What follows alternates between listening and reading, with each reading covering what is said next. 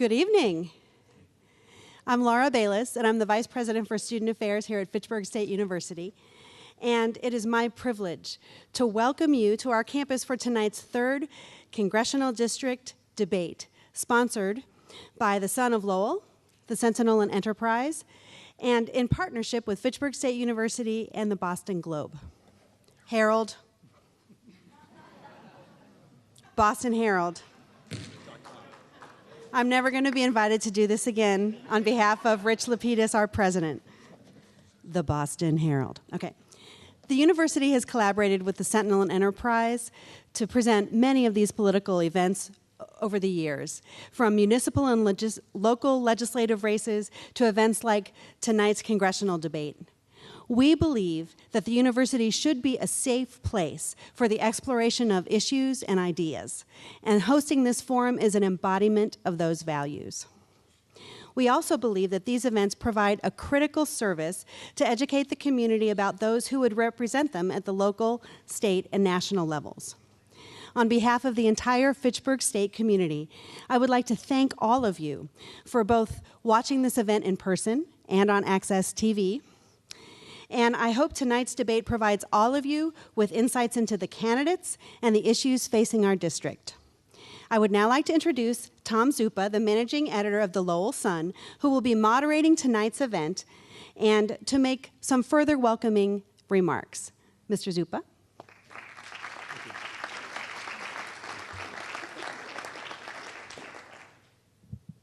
Thank you, Vice President Bayless, and welcome everyone to this evening's event. I'd also like to welcome those of you that are here, along with those of you who are watching on Fitchburg Access Television, on Sentinelenterprise.com, BostonHerald.com, LowellSun.com, or on FATV.org, and on Boston Herald Radio.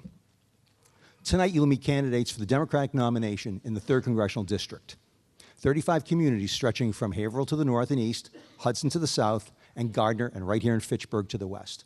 The current representative, Nikki Songas, is retiring at the end of the 114th Congress in January. Due to the number of candidates, tonight's panels were drawn by lot to ensure fairness to all. However, occasionally things come up, and we have a couple of candidates who are stuck in traffic coming from the east. One is State Senator Barbara L'Italienne, and the other is Representative Juana Matias. We have moved those candidates to the second panel, and graciously, we've redrawn the first panel with our very willing candidates here. Allow me to introduce them, please. From left, Bhopal Malone, Patrick Littlefield, Beej Das, Rufus Gifford, and Leonard Golden.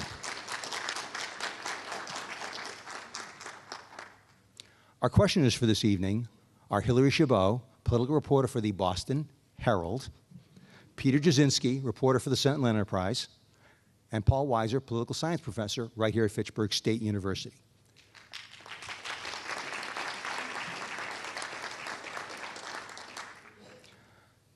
Tonight's format is as follows. There'll be no opening statements. Each candidate will have 1 minute to answer questions. Should one candidate mention another, that candidate will be allowed time to rebut at my discretion. Each candidate will have 1 minute for a closing statement. Our time limits will strictly be enforced this evening by our timekeeper, Jim Campanini, editor of The Sun. That's when you know you've gone over. Tonight's questions will focus on domestic issues. I ask candidates that you stick to the questions and to the issues themselves and refrain from personal attacks. Also, I ask that you in the audience hold your comments or applause until the end. Enough from me. We're going to go to our first question. It'll go from Hillary Chabot to Ms. Malone. My question is, what should be the first thing? We're hearing quite a bit about a potential blue wave. What should be the first thing the House should do if Democrats take control in January? The first thing I think we should do is basically unite.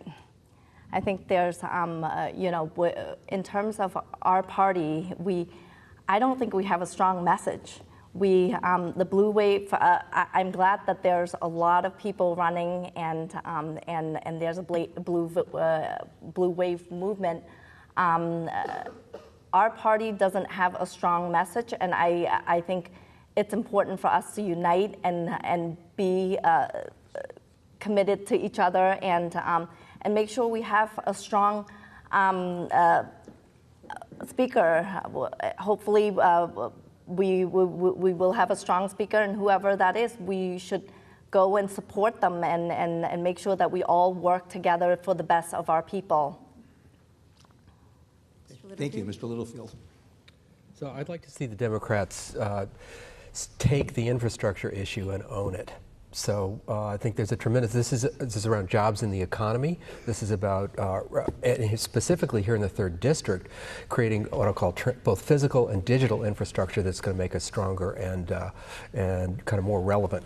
But I think it's a naturally Democratic issue. It's one we should take. We should get ahead of this one, take it back from the Republicans, and dig in and make that infrastructure happen.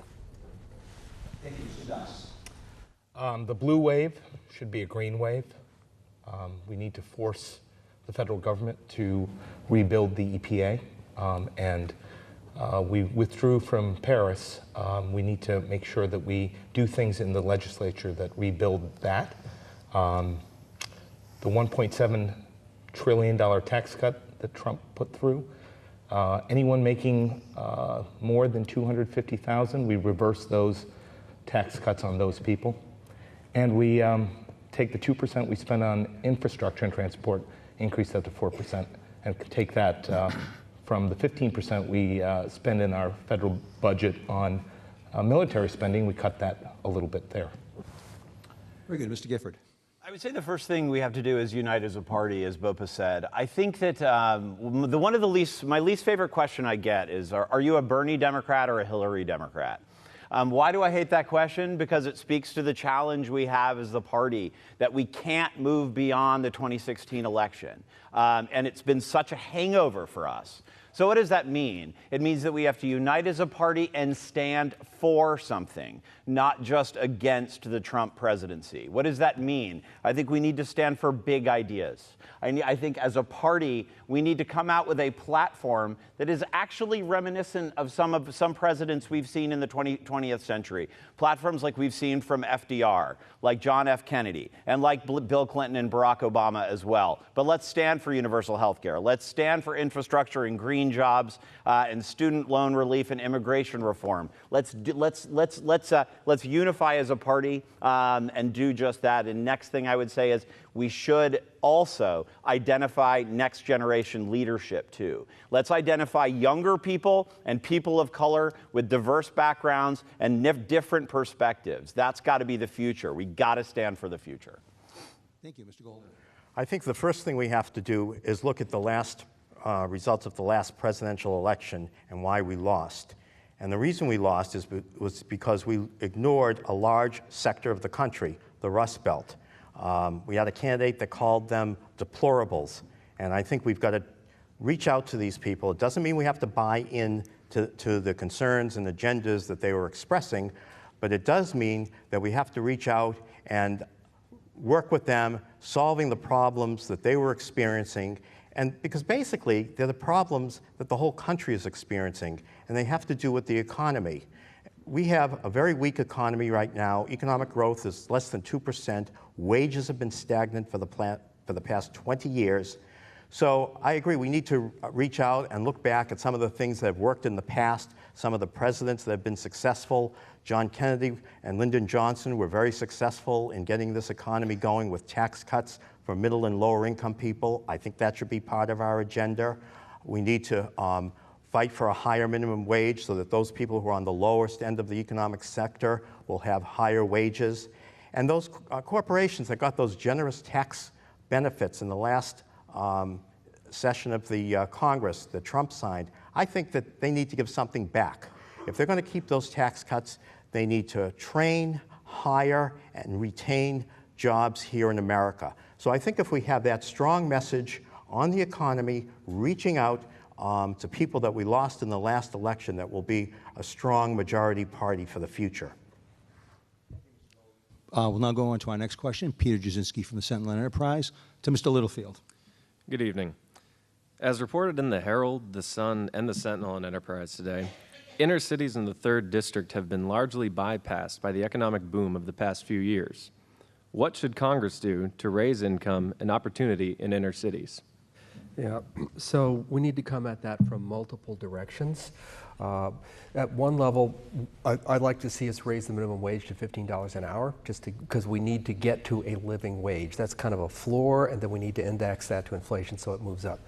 More broadly, I'm going to go back to the infrastructure question I mentioned earlier. The 3rd District is insufficiently connected to the economic vitality that's going on currently in the greater Boston area. And I think is a critical mechanism by which we kind of make the energy that's in Boston kind of more available to the 3rd District. So I'd like to see high-speed rail links between the major cities in the district and the Boston area. This will allow people to come and go. We also need to continue to invest in, and these are longer-term investments, but in education.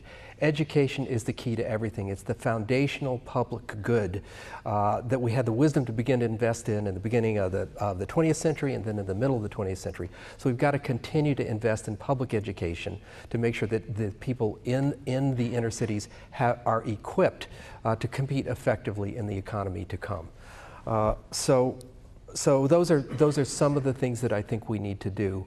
I'd also like to see greater what I'll call public-private partnerships with the business community continuing to be involved. And I think, for example, Lowell has a great example of that in terms of the Lowell Plan, the Lowell Development Corporation, where they specifically create I'll call entrepreneurial opportunities that will allow young people with good ideas to begin to develop them, test them, and then grow them naturally in those cities.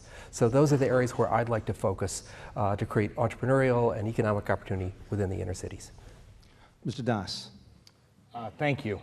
Excellent question. I'm a Paul Tsongas Democrat, right? Economic development is a critical piece of everything we might do here. My interest in this representative position did not start with Nikki's announcement. I've been a big part of the economic development of the 3rd District for the better part of the last decade. And I walk downtown Lowell, and the economic development that's been throughout the region, especially in Boston, has missed us. It's missed us in Lowell, it's missed us in Haverhill, it's missed us in Fitchburg, it's missed us in Lawrence. It takes $42 to go round trip from any of those cities to Boston on public transport, and it's not a great ride. That's a major problem. But we need to focus on the things that will allow good jobs to come back here to this district, and I think transportation is a big piece of it. I sit on the board of the North-South Rail Link with Governor Dukakis on the working group, and I think we're working very hard to try to fix that piece of the puzzle. But there are many other issues that are structural that we need to address. And again, the focus needs to be, for this party, the rebuilding of the Democratic base. And that starts with the economy. Thank you, Mr. Gifford. Thanks for the question. I'm just going to focus on Fitchburg here with my answer. And there's lots of ways to answer the question. So I've been to Fitchburg more than 12 times since I launched this campaign. And I think so I'm going to focus on 2 things. The first thing is jobs. As we know, the unemployment rate is quite good, even in the 3rd District of Massachusetts. That being said, when we're talking about jobs, we need to be focusing on the kinds of jobs that we are creating. We need to be focusing on good middle-class union manufacturing jobs. I put out a green jobs plan. This part of the district, the greater Fitchburg area, has an incredibly rich manufacturing history, and we can bring these jobs back right here. We're in the process of building the first offshore wind farm in the country south of Martha's Vineyard. They need to be built somewhere, and I think they should be built here. That's one way to answer your question. The second thing is this. I was having a cup of coffee with your city council president on Saturday, and he was mentioning that you're getting tens of millions of dollars in investment to actually help revitalize downtown Fitchburg. That is fantastic news, but the feds can do more. Some of these are state grants, some of them are public-private partnerships. All of that is great, but the federal government can do more to help revitalize these cities and towns. We opened up our office right here on Main Street, and there are too many vacancies. So the government has got to do everything they possibly can to make these great cities even greater. Thank you, Mr. Golder. I have 12 years' experience on a planning board in my community, and we're dealing with some of these issues. Although where I live is different than Fitchburg, there are similarities in terms of infrastructure, business development, housing, diversity, transportation problems. And so I've dealt with these issues on a continuous basis. And looking here in Fitchburg, one of the things I see is the city has a lot of assets. It has a state university, it has a wonderful art museum, it has an interesting industrial history. So and it also has, the commuter rail. Needs to be more affordable, but it has transportation. So I think what we have to do is take the assets that are here and build on them. One of the things I've noticed, for example, in the downtown area, there has been an improvement over the years since I've been coming here. I've come here quite a bit to go to Fitchburg Court, and I have seen improvements. But we can do more. We need to bring in the kind of businesses that will anchor this community, businesses that people will want to shop at, which will in turn create more interest and more jobs. And then in the larger scale of things, in terms of job development, one of the big problems we have in terms of getting people jobs is you hear companies say all the time, well, yeah, we'd like to hire people, but we don't have people with the skills that we'd like, that we need. So that's why I go back to this idea of having companies get tax credits to train and hire people. That way, there's a job for them right in the place where they're being trained. Thank you, Mr. Goldberg. Ms. Malone.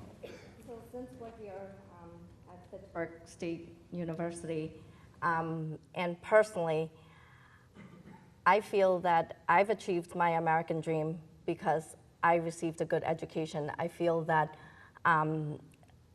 a free, quality public education, it's very important. It's a pathway to success. And so first of all, we need to make sure that we create pathways for students to be able to, and even if you don't want to go to a 4-year college, train people in vocational school, making sure we have mentorship. A lot of times we do have a lot of jobs, but people don't know about it. People don't have access to it. So I work a lot at my 10 years with Enterprise Bank in helping to build businesses and guiding people in my community work. People, even though we have it, people don't have access to it. So we need to make sure that people know their resources, one, and then two, having quality education where students don't have to be burdened by all these debts. If we lower them or get rid of all the debts, people are able to buy their first homes, buy cars, and be able to have more income. And basically our infrastructure as well. We need to make sure that we address our infrastructure to make sure that all of the businesses are able to, the businesses that are able to employ people, they're able to deliver goods and people are able to have access to go to work. So I would basically education, infrastructure, and making sure we have good mentorship to guide people. Okay, I'd like to follow up just very briefly, 2 points that came up during that question. One, please raise your hand if you support $15 minimum wage. Second, please raise your hand if you support free public college education. Okay, thank you. We'll now move on to Paul Weiser, professor here at Fitchburg State, and this question will go to Mr. Das.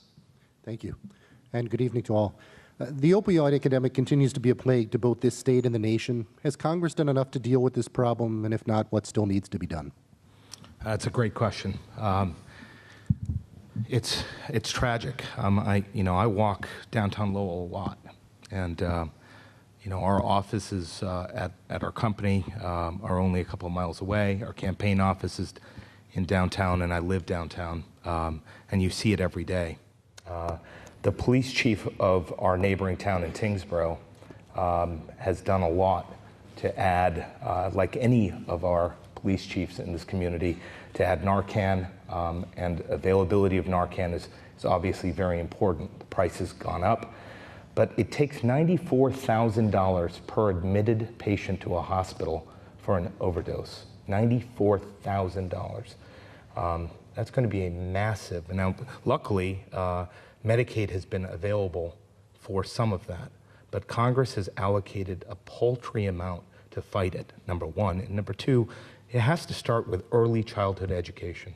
We need to make sure that we start educating our kids about the dangers, number one, our adults about proper disposal, and we need to hold doctors and pharmacies accountable for the oversupply of opiates. So all of that needs to happen, and I think it starts with federal funding. Mr. Gifford. The answer to the question is absolutely not, for a bunch of different reasons. One, we are way too late to the game. As I travel around these communities, I've had, even in the last couple of weeks, I've had conversations with people, even on the street, here in Fitchburg, another in Gardner just last week, people who've lost their children to this epidemic. And they will tell you, look, we've been fighting this fight for 20 years. The federal government just started to show up. And to be honest with you, we haven't even showed up. We haven't showed up enough. So when I launched this campaign 6 months ago, we've been traveling around the district and going to these amazing treatment facilities that are actually helping to solve this enormous social challenge. And places like right here close by in Gardner, there's a facility called Gamma, which treats men who are dealing with this issue. And the challenge we have is this. These are amazing people doing great work, but there are just not enough beds. Every single one of these organizations, whether they're here in Fitchburg or in Lowell and Lawrence, and we've been to a number of them, they all have a wait list. What does that mean? It means that we need more access. We need more federal funding to create more beds for the people who are suffering from this crisis. We've done some lately, but not nearly enough. And frankly, we are just way too late to the game. Thank you. Mr. Golder. It seems that every era brings with it the challenge of some kind of drug crisis, of some kind of drug.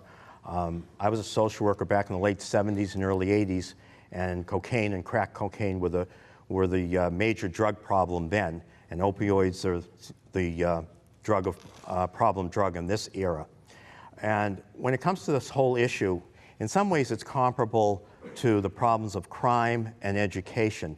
There's no one panacea or one solution, but we do need like a whole panoply of different ideas and programs to get at the problem. Some of them have already been mentioned: early education, certainly more health centers and more beds, more treatment professionals. Certainly we need people who, well, we need more economic opportunity too, because in many of these areas, not in all, but in many of these areas, the economy is poor, opportunities are few, and as President Kennedy once said, the best social program is a job. So there needs to be more employment opportunities for people as well. So, like I say, there's no one answer. Oh, and the other thing is, in terms of doctors, they have a responsibility too, in terms of how much they prescribe drugs. No one answer, many different solutions. Thank you. Ms. Malone. I think we need to look at this in a holistic way. Everywhere that I go in our district, I haven't talked to anyone that haven't been affected by this, and no, absolutely, we have not done enough. And it goes back to education. I agree with the fact that when hopelessness. I think a lot of us feel very hopeless. It's most of the time when you don't have a job, when you don't have housing, when you feel that there's no way out. These are some of the things that you go to first. So we need to create more jobs. We need to make sure that the people that are affected, they're not being stigmatized. And it's okay that if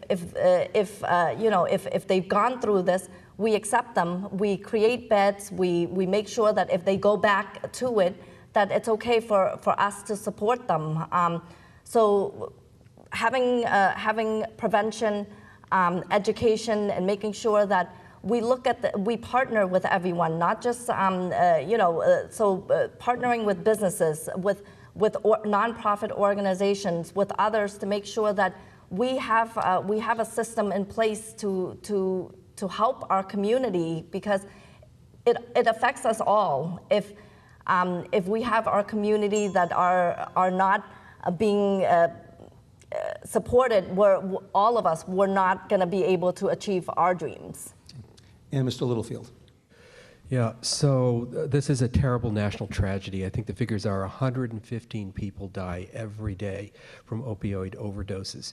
And what makes this even more of a tragedy is this was an avoidable problem. I believe this problem was created by the pharmaceutical industry, which deliberately underplayed the addictive properties of the opioids and misled physicians into overprescribing them and engineered the products to create excessive dependency. So, in terms of what do, we got to treat the people who have the problem today, then we got to get upstream and prevent it. Specifically, I support the Warren-Cummings CARE Act, which has been proposed in the Congress to allocate $100 billion over 10 years, largely focused on treatment, but with some prevention as well. To be candid, I think we need to look at legal action against the pharmaceutical industry and specifically the companies who created these drugs.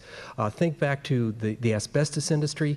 There was knowledge in advance around this risk. So I think we need legal remedy. I'd like to see those pharmaceutical companies at the table contributing to the solution.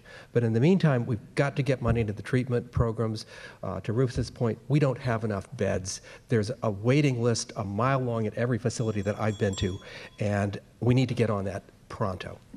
Great, thank you. Our next question will be from Hillary Chabot to Mr. Gifford. Hi. We have seen politicians behaving badly at nearly every level of government in the last year, particularly when it comes to the Me Too movement. As a politician, how important is moral character to you? And would you support a move to make lawmakers pay for their own harassment settlements instead of the taxpayer-funded fund? Oh boy, yes. Not only I support it with every breath in my body, simply because not only because it's the right thing to do, but it's just the most obvious thing in the entire world that the concept that we should be spending taxpayer money to settle these claims. I mean, I just think to voters, that's just so repellent in every way. How important is moral character is your question. As far as I'm concerned, moral character is incredibly important. It's the most important thing. I'm obsessed with this concept of trust. We have lost trust between people and government, people and politicians. And how do we build that trust back? We build that trust back with human connection, with making people believe that we are in this for the right reasons. And when we see people behaving badly and not paying the price for it, we become a little bit less strong as a democracy. I know those are strong words, but I believe it with all my heart. And last thing I'll say about the Me Too movement, this is critical. We need men to stand up for this. This is not just a women's problem. This is a societal problem, and we need to speak out as men against it as well. Mr. Golder. Well, taking it from the larger point of view of the whole issue of the Me Too movement, I can tell you I grew up in a family with two strong career-minded women, and I cannot picture anybody getting away with ever harassing those two women. But I see this in an evolutionary cycle. Women first came into the workforce in the 1970s, and we really never really established any ground rules in terms of workplace morality, and I think that's where we have to get caught up to speed.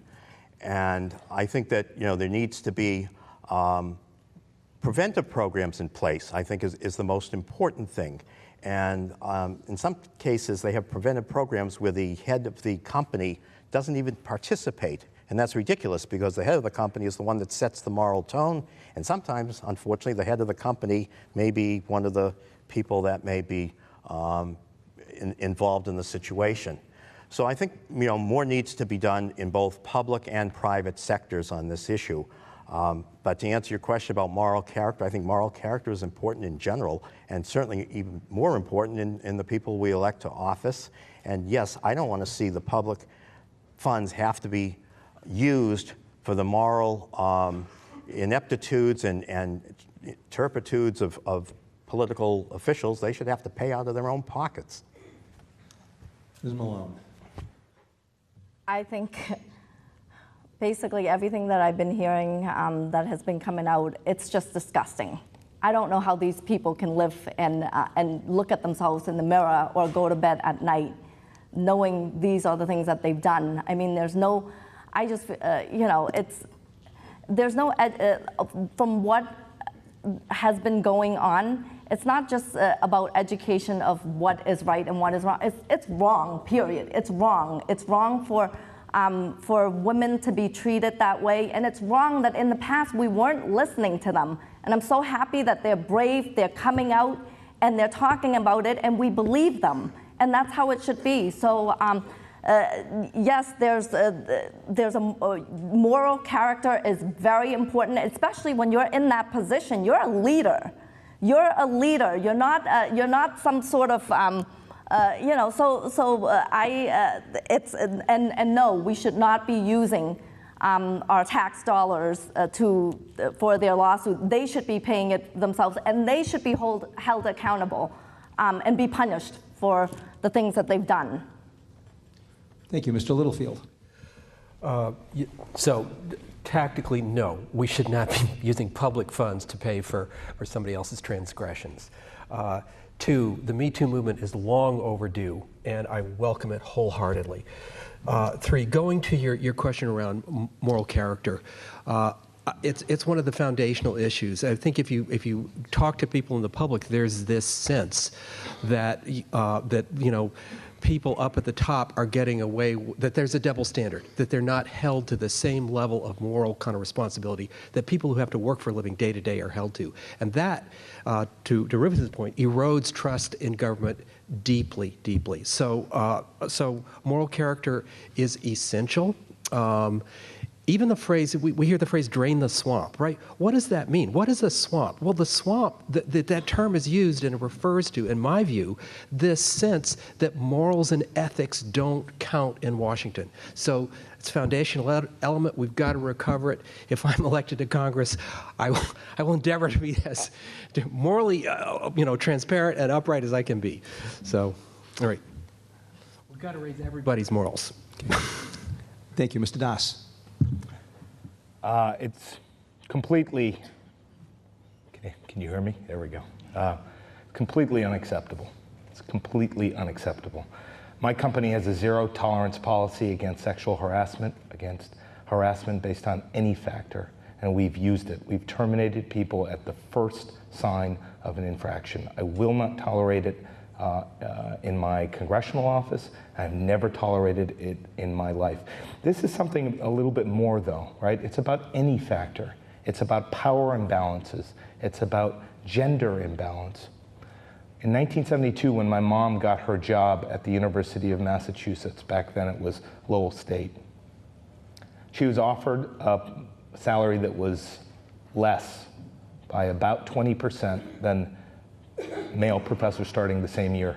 She asked President O'Leary and was told, "You have a husband," right? So these imbalances have been in our society for years. The Me Too movement is part of that. We need to stamp it out for good. Thank you. Our next question is from Peter Jasinski at the Sentinel Enterprise to Mr. Golder. Do you believe that the federal tax code could be fixed? And if so, how? Well, I certainly would like to see some changes made in the tax code to make things more affordable for middle and lower income workers.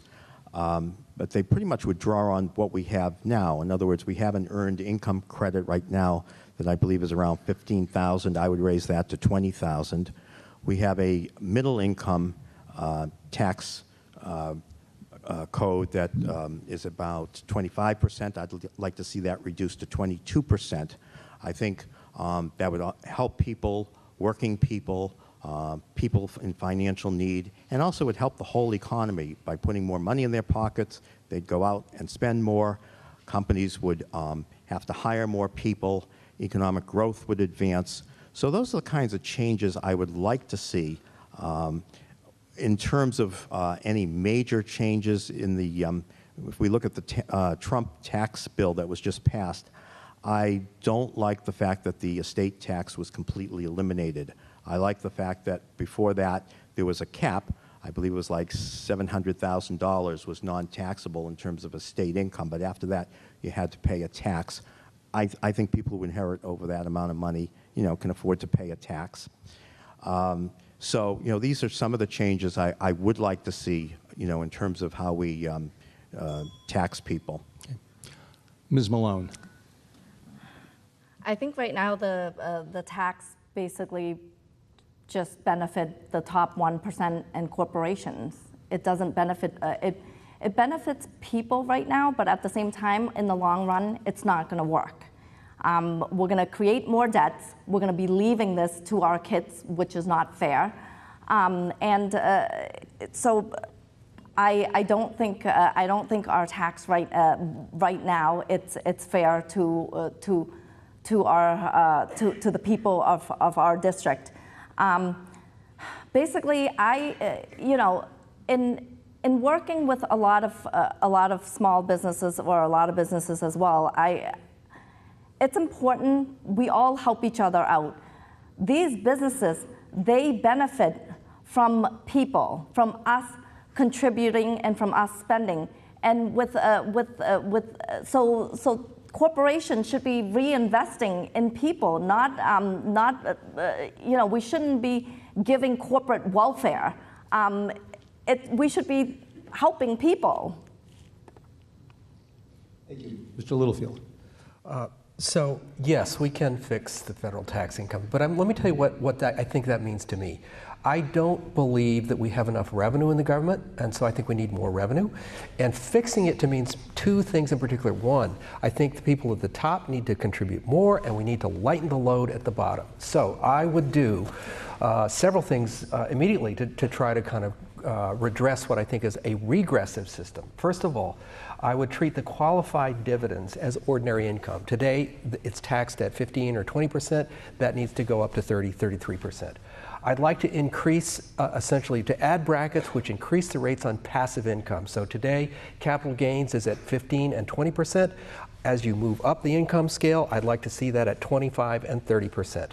I'd also add to this system a financial transactions fee. That's something that's been looked at since actually the 1500s, I believe, and most recently by John Maynard Keynes. So that would be another source of revenue. We've got to tax those financial flows. And the revenues that we capture need to be, from my perspective, we need to be pushed down into the core public goods of education and healthcare that are the foundation of a healthy society. So for clarity, I favor a more progressive tax scheme. I've indicated what I would do if I got to Congress, and I'd like to take that money and drive it back to everyday working Americans and the things that create a really strong society. Thank you. Mr. Das. We're basically telling our society that, look, if you work hard, we're really going to sock it to you. And that's something that's wrong, right? Because we have, the estate tax disappearing is basically saying, look, if you inherit it, it's yours. Have it. Enjoy it. If you sweat for it, we're going to get you. The same thing for cap gains. Right? Why is it that the capital gains tax rate is lower than most Americans pay for worked and earned income? It's wrong. So that's first bit. Second bit, only 11% of our tax revenue comes from corporate taxation. We hear all the time corporations are taxed too little, but that's something we need to look at. The rest is coming from the average worker, and that's a problem. Lastly, all of our regressive taxes we've got to look at. They come in at the state level from sales taxes, but at the federal level from highway, gasoline taxes, et cetera, use taxes. All of those things hurt workers in the middle class in an inordinate way, and we need to restructure that. Mr. Gifford. Yeah, the answer to the question, I think, is the question is, do we need to restructure our tax code? And I think the answer is absolutely yes, and now more than ever, due to the fact that this tax bill just passed. I will start by answering by quoting a Republican, which I rarely do. Marco Rubio, senator from Florida, is actually on the record as saying that this tax bill that he voted for has shown, quote, no evidence whatsoever of helping working people. people. So meaning the massive corporate tax cut that the Donald Trump administration and the Republican Congress passed, there is no evidence whatsoever of the corporate giveaways being passed down to actual employees. That is a Republican senator who voted for the bill and should actually speak volumes about what we need to do as far as the tax bill. Look, we have to start over, of course. I am in favor of tax reform even before this bill passed. I think the corporate tax rate was too high. I also think we cut it too low. Most economists will tell you that 21% is too low, that 25% is where we should be. I also would have loved to have seen the Republican Congress tackle some of the things even Donald Trump talked about on the campaign trail, things like corporate loopholes and carried interest. I think we can do better there. And honestly, and this comes down to, because I agree with Patrick on this, that we do need more revenue. We need more investment in the system. And ultimately, that will be, in my mind, going back to a sort of Bill Clinton 1990s era tax code where the wealthy are paying a bit more. Thank you. Our next question will be from Professor Weiser. We'll go to Ms. Malone. Great. Thank you. The cost of higher education continues to soar, as you'd mentioned earlier. Student loan debt is a drag on the national economy. Has Congress done enough to ensure access and availability for students? No. I was very, personally, as I mentioned earlier, I think education is key in terms of having a pathway to the American dream. And I wouldn't have received mine if it wasn't the good public education that I received. And I don't think we've done enough. I think a lot of students, luckily for me, I'm where I am today because of the fact that I was able to go to college and come out and not have a lot of debts and was able to start my career, where a lot of students nowadays can't do that. They have massive loans, they have a lot of debts, and so how can you achieve anything if these are the barriers? So when in Congress, what I would do is make sure we get rid of all those debts, allow them to refinance at a lower rate, and it shouldn't matter. It should be, if you are willing to work hard and you want an education, it should be a basic human right where you are able to have a good quality education. And if you don't want to go to a four-year college, we can train you and have more vocational schools and things like that. But I don't think that we're doing enough.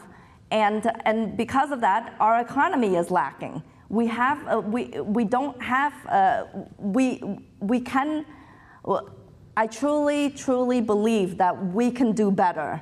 And we're not doing that. And in the long run, it's not going to be good for our nation. Thank you. Mr. Littlefield. Yeah, so the cost of education, in particular post-secondary education, is unacceptable. Now and in the years to come, knowledge and skills are the essential ingredient, both for individuals and for society as a whole, in terms of being competitive economically, in terms of being able to lead a quality life. So in order to kind of reconfigure this cost structure, ensure that people do have access to education, I'd like to see us do a couple things. First of all, I would like to see a national service program available that would allow young people, either before or after college, essentially to work on projects of social value, but in doing so earn education credits, things that they could then apply to their education. Two, we've got to tackle the cost structure. So the educational system in many ways is operating in a kind of a craft industrial model. How do we begin to look at how we reinvent this, taking advantage of the technologies that are available in the internet to essentially deliver education, high quality education at a lower cost basis that blends technology, but also the essential in-person interactions, to me, that are key to developing a higher order intelligence. We also need multiple pathways. Not everybody needs a four-year liberal arts education. So I'm a big fan of vocational and technical schools as different as mechanisms that allow people to pursue things that are relevant to them and equip them for the workplace. Wasn't quite done. Oh, that was not a comment on the value, Mike. Now you cut me off. 10 seconds. Right. So finally, I think sorry, I've lost my thread here. I'll get 5 seconds back, maybe? Yes. Okay. Yes, Mr. All right, Downs. Mr. Doss. I'm going to challenge your question a little bit. Education is too expensive, right? If you want to put your kids through early childhood education today in the suburbs, it costs $20,000 to $25,000 per child, right? That's before you hit kindergarten. So imagine what the cost is for what we call, and I call that it's a offensive term, higher education, as if vocational and college education or community education isn't higher, but we'll get into that on a different debate. But there's $1.4 trillion of student loan debt right now. Erase it, remove it, get rid of it. That's what I've called for. I will continue to call for. You remove it, and you pay for it using a financial transaction tax of 1.1% on stocks and bonds, 0.01% on derivatives. That's what you do. That will infuse $1.7 to $1.9 trillion into the economy over the next 5 to 7 years. That will allow people to buy homes, buy cars, pay for other expenditures and services that will help our economy. We have treated education as an expense for too long. It is an investment. Mr. Gifford. Yeah, thank you. So I believe that there are three things that we're getting very close to crisis mode if we are not there already in our country. And they have to do with the cost of healthcare, the cost of housing, and the cost of education. And I'll speak specifically about education. My wonderful husband, who's sitting right there, he paid off his student loans when he was 50. 50.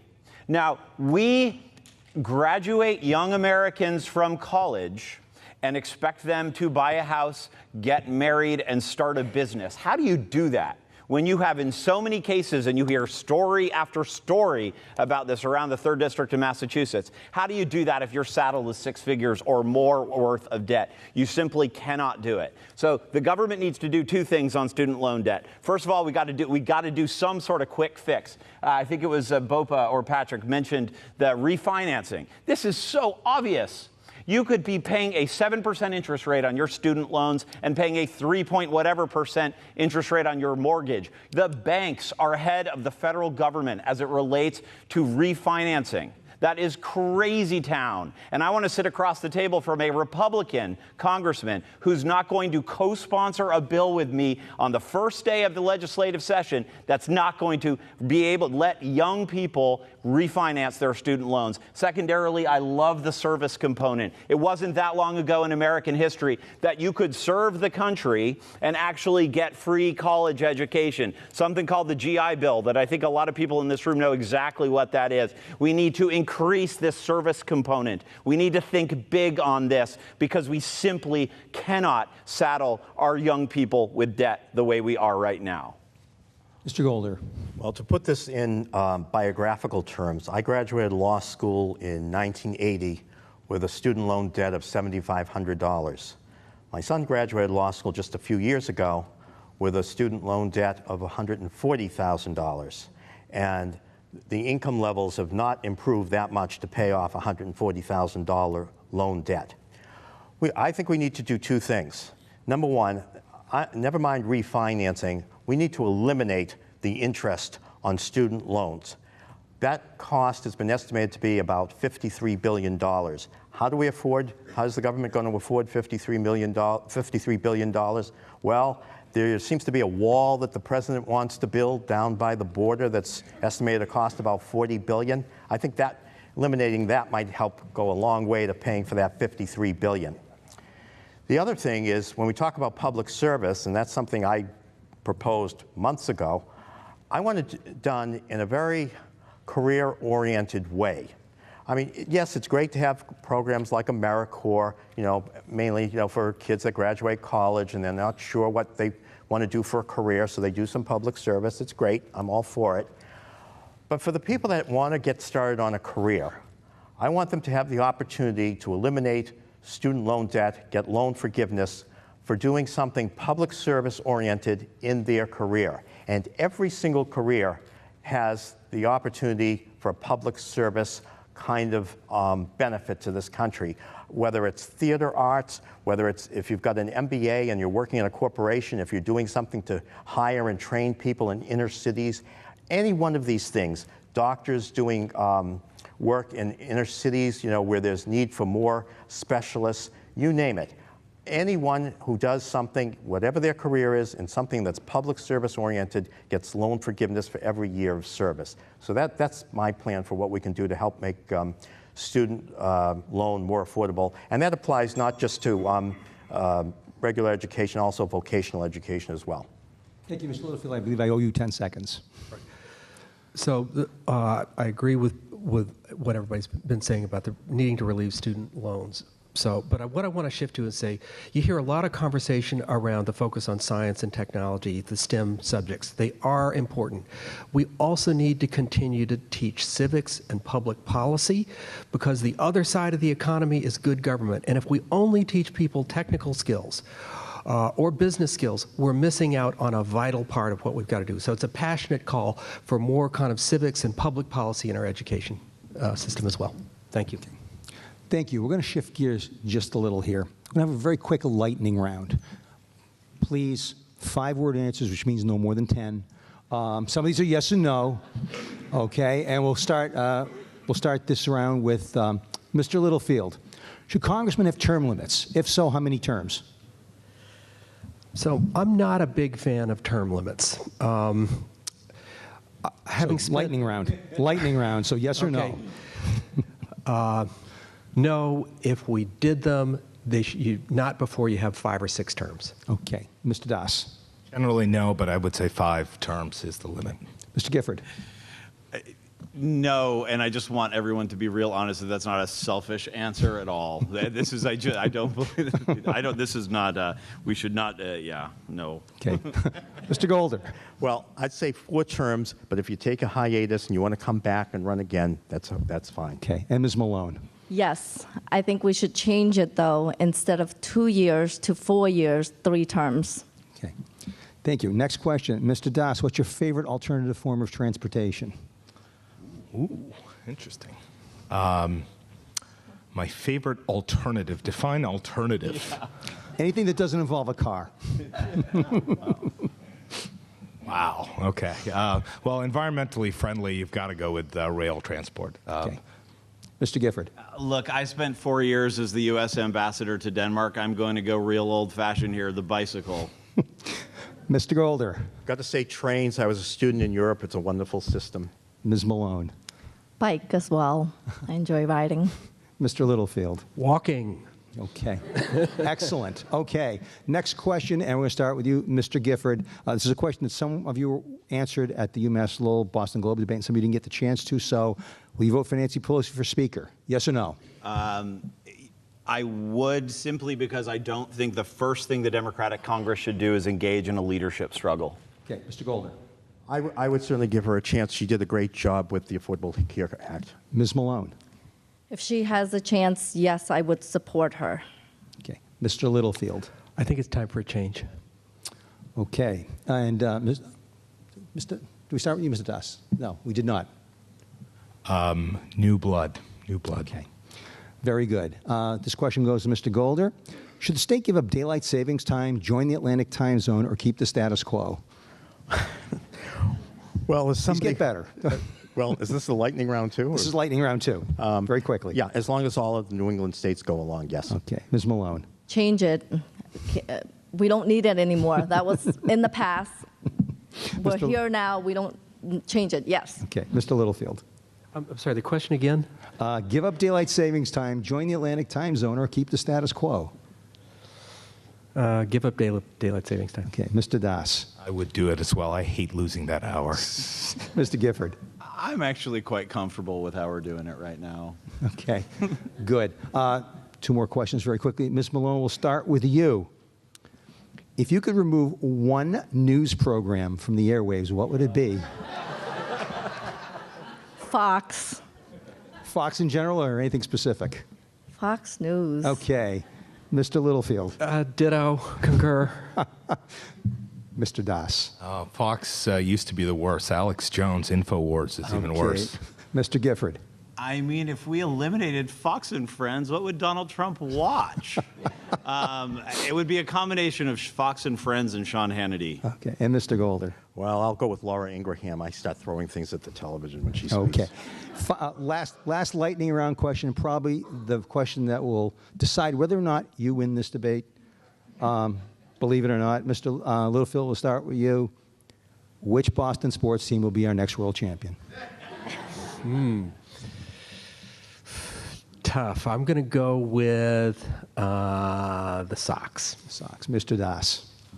I would have to go with the Sox as well. Mr. Littlefield. I'm sorry, Mr. Gifford. Celtics. It's Mr. right now. Golder. We're going to win. I hate to be a contrarian, but I think the Patriots. Okay, and Ms. Malone. The Celtics. Okay, great. Thank you. We're going to move on to our next question. It will be from Hillary Chabot, and it will go to Mr. Littlefield. Community hospitals such as Health Alliance and Lowell General struggle with poor reimbursement rates. Lowell General recently laid off 26 employees after announcing a $7 million loss. If the Affordable Care Act is the solution, why hasn't it helped these hospitals? Mr. Littlefield. I'm sorry, that's to me. Yes, Mr. Littlefield. So the healthcare system has huge problems, and these local hospitals are often being pushed into these bad financial situations because they are surrounded by large, incredibly competitive and powerful entities like Partners Healthcare. So I'm going to use this to say that my belief is that that healthcare is a public good. It's like public education. It's a core element of a good society. So I think we need to disconnect it from work. I think we need to pay for it through a single payer mechanism, and that only a single payer mechanism is going to be strong enough to stand up to what I call the medical industrial complex, which is the constellation of hospitals and pharmaceutical companies and device companies and physicians and so on and so forth, and not to mention all of the payers. But so I would say that the only way we're going to address this is to kind of wholesale reconstruct both how we are funding and paying for health care. So I hope that answers your question. Mr. Das. You know, I'll take it in two steps. First of all, the Affordable Care Act has failed, and it was never really great. The concept was amazing, right? That we would provide universal coverage. We need that. That is so important. But it's failed because you crammed a mandate onto a private insurance system. Just didn't work. As an employer, we have 75 folks in the district that work for my company. Their premiums have gone up, and so have ours. Levels of coverage have gone down, deductibles have gone up. I'll give you an example. My mom, who's on the state insurance plan, her Advair, to help her breathe, the copay is $130. Right? So we've got to take the profit out of drug discovery and distribution. That's our fundamental problem in the healthcare system. Universal coverage should come through single payer as well. I think I'm at about a minute, so I'm going to need a couple more. So in full disclosure, I was part of the team in 2009 and 10 that helped pass Obamacare, and I do take issue with my friend Beej here who says that the Affordable Care Act has failed. I disagree. As actually someone who is on Obamacare right now, I disagree. It dealt with one of the two enormous challenges in the American healthcare industry. I believe there are two. The first is the rate of uninsured. We have tens of millions of Americans who now have insurance who did not before the Affordable Care Act. I think that is a great victory. That being said, I do think it did not deal with the second issue that is plaguing the American healthcare industry, which is the health industry, which is the essence of your question, and that is cost. What does that mean? I believe that we have so many different cottage industries that have popped up around the American healthcare industry, all in it for profit, whether that is insurance companies or pharmaceutical companies. We know what we're talking about here. The solution here is going to be universal health care. It is going to be single payer. How do we get it done? I think you got to get it done. It's going to be very challenging to get this done at the federal level right now in this political climate, but we can lead right here in Massachusetts. I think we can get single payer, Medicare for all, whatever you want to call it, done here in Massachusetts, and let that be a model for the nation. Massachusetts can lead on this, and I think it does fundamentally address the essence of your question. Mr. Golder. I don't think the problem has to do with the insurance coverage that people are paying. I think the underlying problem is the cost of medical devices, the cost of medical equipment. For one hospital, one MRI can cost as much as $2,000. This is why a lot of hospitals want to consolidate, because from a financial standpoint, it makes more sense if you got two hospitals running separate MRIs. It makes sense to consolidate and use just one. And this is an area where actually monopolizing or allowing relaxation of antitrust is actually something that should be acceptable because of the cost of medical devices. But to get to the heart of the matter is we got to do something about the cost of medical devices and prescription drugs as well. That's really the heart of the problem. And with prescription drugs, I mean, it's unconscionable. The same prescription drugs that cost so much here in this country are being sold overseas for much less money. We shouldn't be allowing that. So that's, I think, the real essence of the problem in terms of, hospitals, community hospitals running into a lot of financial costs. And I think we could alleviate a lot of those problems. Okay. Ms. Malone. So when you're sick and you can't get the quality health care that you need, you're basically enslaved to that illness. And as a trustee, actually I am a trustee of Lowell General Hospital, we do our best to make sure that we see every patient possible, but it's tough.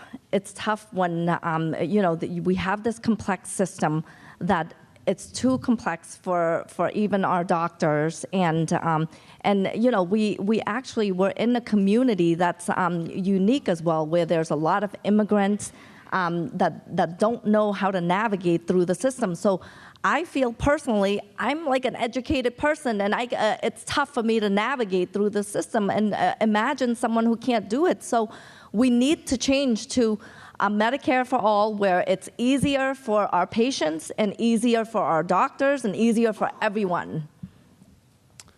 Okay, thank you. Our next question comes from Peter Jasinski of the Sentinel to Mr. Das. Massachusetts is considered one of about a dozen so-called donor states, meaning that taxpayers in the 3rd district are funding projects in other parts of the country that are paying less in taxes. What can be done to fix this inequity?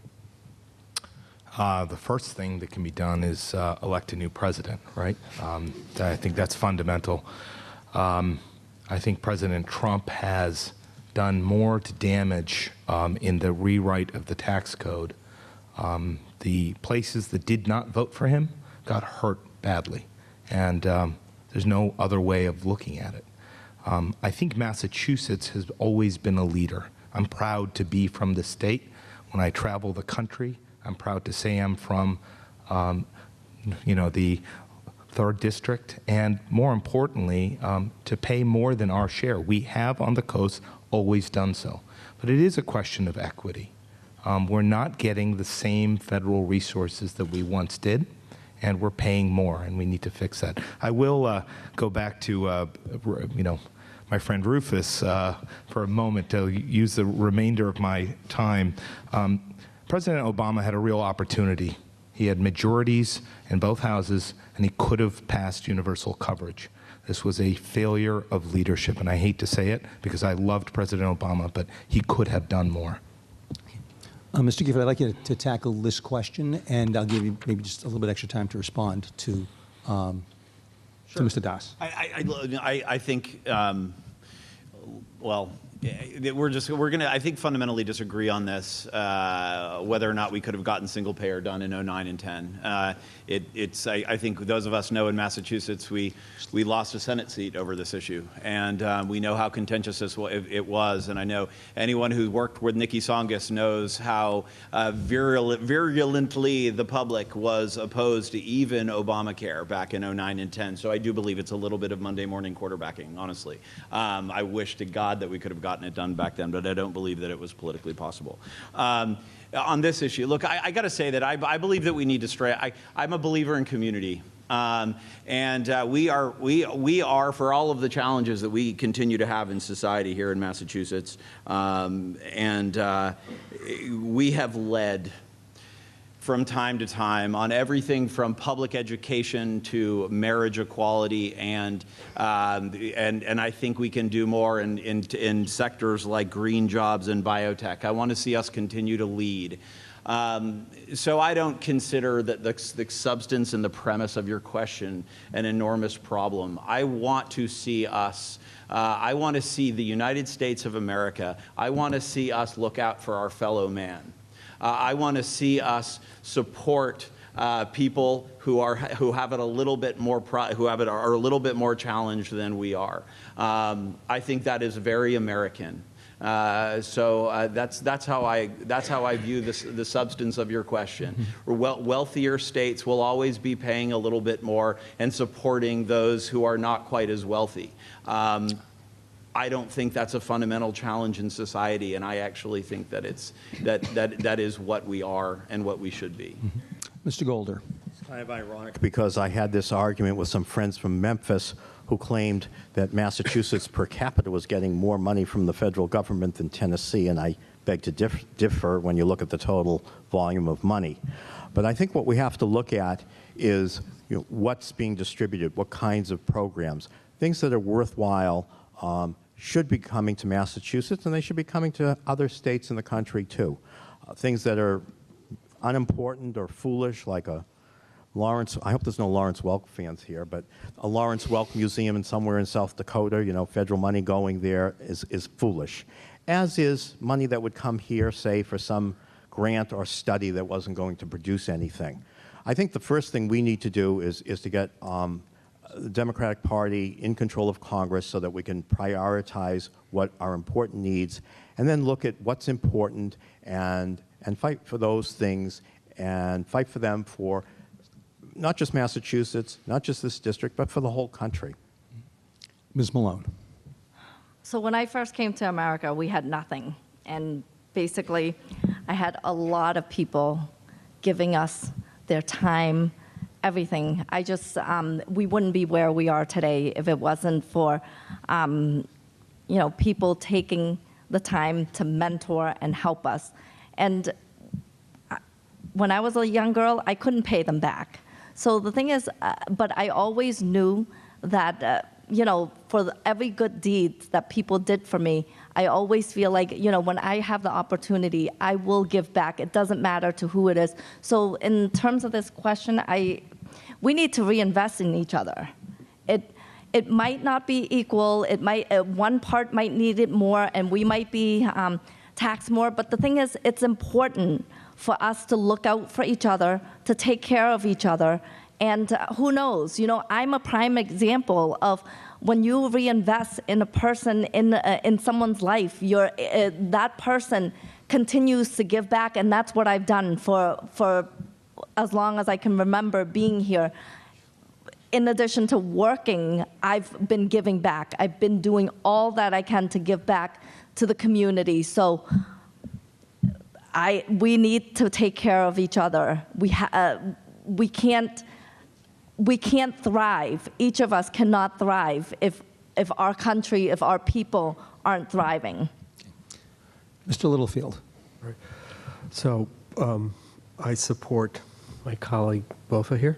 And I will say, for me, the concept of nation means that if we in Massachusetts are doing well and can contribute so that other parts of the nation, which are maybe needing of help at the time, can benefit from that, I think that's a great thing. That is what nation is about. Because you know what? everything that goes around and turns around. And there may come a time when we need, and that spirit of generosity and giving to me is at the heart of being a nation and a society that is in this together. So, obviously there needs to be some equity and balance to this. I'm not in favor of using the tax system for retribution, which is what the current president appears to have done. But I am in favor of a nation that is rooted in generosity and compassion and looks to each other for support and help as we move the whole nation forward. Thank you. We're going to have time for one final question from our panel. Professor Weiser, this question will be to Mr. Gifford. Thank you. One of Representative Tsongas's signature issues has been her fight to deal with military sexual assaults. According to her website, it cites a report of more than 26,000 cases of unwanted sexual conduct and added that 62% of victims who reported being sexually assaulted reported they experienced retaliation for coming forward. Has Congress done enough to combat this problem, and what more should be done?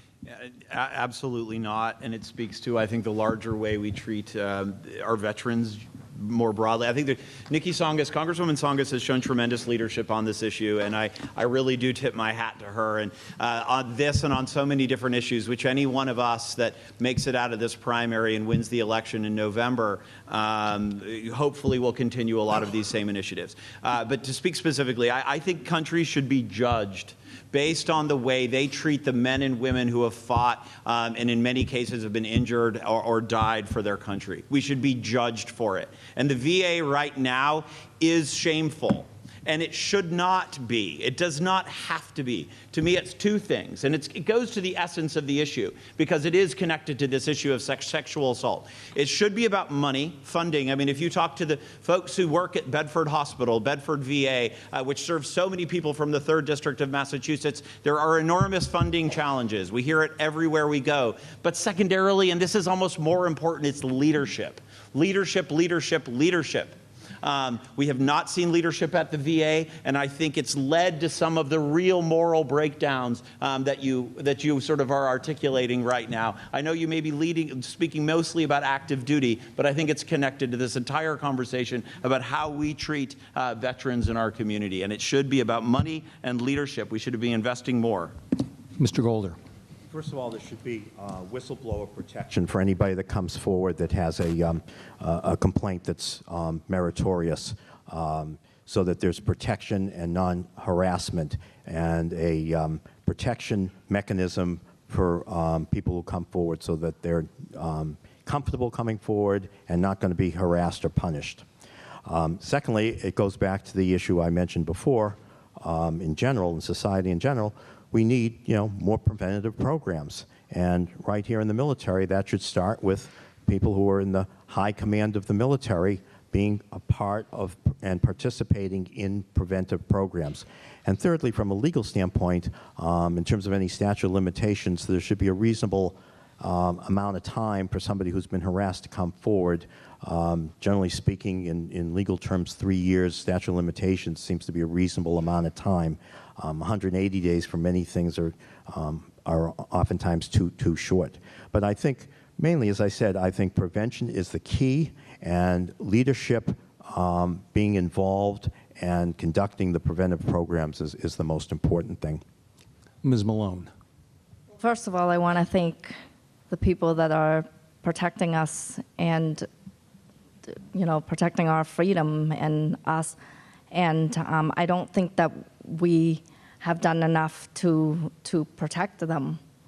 Basically, in every area, we need to. These are the people that are out there risking their lives for our freedom, and we should be doing all that we can to make sure that they're protected, to make sure that they're able to do their job without any harassment. And when they come home, to take care of them, to make sure that, if they're suffering from a disability, mental illness, and things like that, that we should do all that we can to take care of them. And it's not right that that they're risking their lives for us, and we're not doing all that we can to give back to them. Mr. Littlefield. So we have more and more women serving in the military, and we are in a period of transition as that, and that trend is going to continue. And we have not done enough to address the issue of military sexual harassment. I will say I worked at the VA for the last 5 years. We saw a lot of these women coming through the military and needing help, and the VA is beginning to provide the kinds of services that they need. However, I do need to respond to my colleague, Mr. Gifford, and say that I think your characterization of the VA as shameful is completely off the mark. The VA, there's a recent study by the Rand Corporation indicated that the VA provides health care that is as good or better than the private system almost across the board. The VA is, in my view, badly misunderstood. If you talk to veterans, most of the veterans you talk to say they get great care at the VA. They have issues with what it takes to get into the system, and is the VA perfect? No. But the VA is a national asset that is really poorly understood. Much of the research, for example, around hypertension and the care that we get today came out of VA. VA provides critical infrastructure when we have national emergencies. So in the recent hurricanes, VA stepped in and was part of the emergency response team. The odds are that your doctor trained at the VA. 70% of American physicians train at the VA. So I had the honor of working with the last 3 secretaries directly, and I think, again, the VA is poorly misunderstood. It's treated as a political football, and it's forums like this, unfortunately, that promote what I think is a real misunderstanding. Mr. Gifford, I'll give you 30 seconds to respond. Please, and I don't want anyone to think that my statement in any way criticizes the men and women who are the civil servants at the VA. But I would absolutely believe that the leadership that we've seen from the VA, just under even the last 2 secretaries, has been lacking.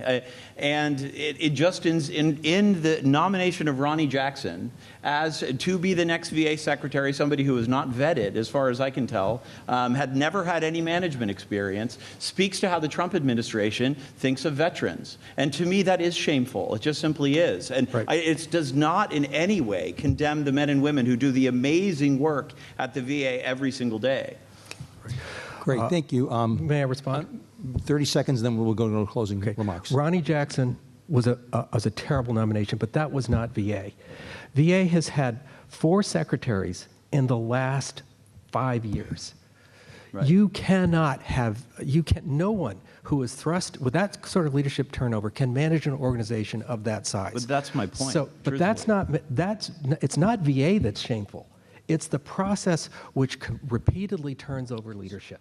I agree with that. Okay. Good. Yeah. So we're going to. Can I offer an answer here? Mr. Yes, please, Mr. Das. I don't want to be skipped here. I'm feeling left out. As a constitutional lawyer, I stand up for these rights. First Amendment too. Here, no. Listen, my aunt is a psychiatrist in the VA. She's given her life to that organization. It's an amazing organization. It is underfunded. Only 2% of our federal budget goes to the VA, and we need more money there. And that's important. But we have a commander-in-chief that has given the, short shrift to the importance of sexual assault, right?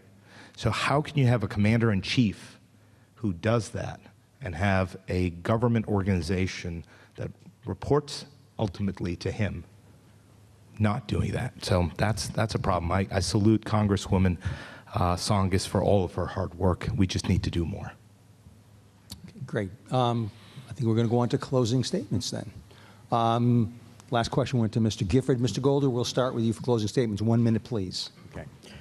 First of all, I want to thank the Lowell Sun, Sentinel, and the Boston Herald and Fitchburg State University for sponsoring this debate. And I'd just like, in closing, to say that I think our most important problem that we're facing in this country, other than who's in the White House, obviously, is our economy. The economy is always the key issue in this country. It's what motivates people to vote. It's what concerns people's lives directly. And right now, we are facing some very difficult economic times. We have anemic economic growth. We have stagnant wages. And if you look around in this part of the state, we have an area that needs economic revitalization. If I'm elected, what I promise to do is to help create more economic growth. I want to make sure that these corporations that got these large tax benefits in the last session of Congress, if they're going to keep them, they need to do something for them. They need to hire, they need to train, and they need to retain in America the jobs that they create with these tax credits, and also provide on-site daycare for working moms and dads. I also want to see a $15 an hour minimum wage. And in North Central Massachusetts, I want to see an economic revitalization plan as well. If you elect me to Congress, those are the things I will fight for this economy. Thank you. Ms. Malone. Well, I want to thank the Lowell Sun, Fitchburg State, Boston Herald, and the Sentinel for hosting this debate. I'm honored to be here today. And thank you all for being here to get to know us. You know, if you were to tell me when I was a little girl in the Thailand refugee camp that one day I would be able to attend Lesley University, graduate from it without a lot of debts that many of our students are facing, and now serving as a trustee on it, go back to Cambodia to open an informal school for underprivileged children, start a career in Greater Lowell where I provide financial literacy to young people and families, and to sit here before you to make a greater impact on a much broader level in Congress, I wouldn't have believed it. It sounds like a dream, and basically my American dream did come true. But the sad reality is, though, that American dream is out of reach for many people in our district and in our nation, and that's why I'm running. I'm running to make sure that I help to fulfill everyone's dream. And Rufus is right. We need more diversity in Congress. We need more women. We need more mothers. We need more non-politicians. And as a hard-working refugee who has worked so hard all her life, a mother, an activist, and a career woman, I am the American dream. My name is Bopa, and I'd be honored to get your support. Mr. Littlefield. So we've talked a lot today about our struggles as a nation. In particular, we talked about how urgently we need to improve our healthcare system and how critical it is to continue to create jobs and a strong economy in this district. So I've done both. Many years ago, I was living paycheck to paycheck as a struggling musician, playing gigs, teaching, and doing odd jobs to make ends meet. It took a change of career for me to make a change in that. And eventually I was able to start my own business here in the healthcare industry, creating hundreds of jobs, good paying jobs, and helping people live productive lives. That success gave me an opportunity to go to Washington, where I served in the Obama administration for the Department of Veterans Affairs. While there, I created and implemented dozens of innovations in the healthcare system and helped advance legislation that's benefiting veterans right now. Results count. I've delivered results in the private sector. I've delivered results in the public sector. Now, with your support, I'd like to go back to Washington and deliver results for you, the people of this district. I ask for your support. My name is Patrick Littlefield. Join us at patricklittlefield.com. Thank you. Thank you. Mr. Das. Thank you to everyone in this room. You are participating in an amazing democracy, and I'm so proud that we're all participating in it together. My name is Beach Das. I'm hoping to earn your support. I have a unique background. I've never worked for a politician, and I've never been one. I was a technology innovator in my youth, a constitutional lawyer for many years, and now I'm a small business owner. Our company employs 75 employees here in the 3rd District. All the things that I've been talking about are not theoretical to me. Whether it's healthcare, climate change, access to education, transportation, they all impact me, my employees, and my friends. This district is in my blood. Whether it was going in diapers to the University of Lowell with my mom, who's been a professor there for 46 years and still there. I'm so proud of you, Mom.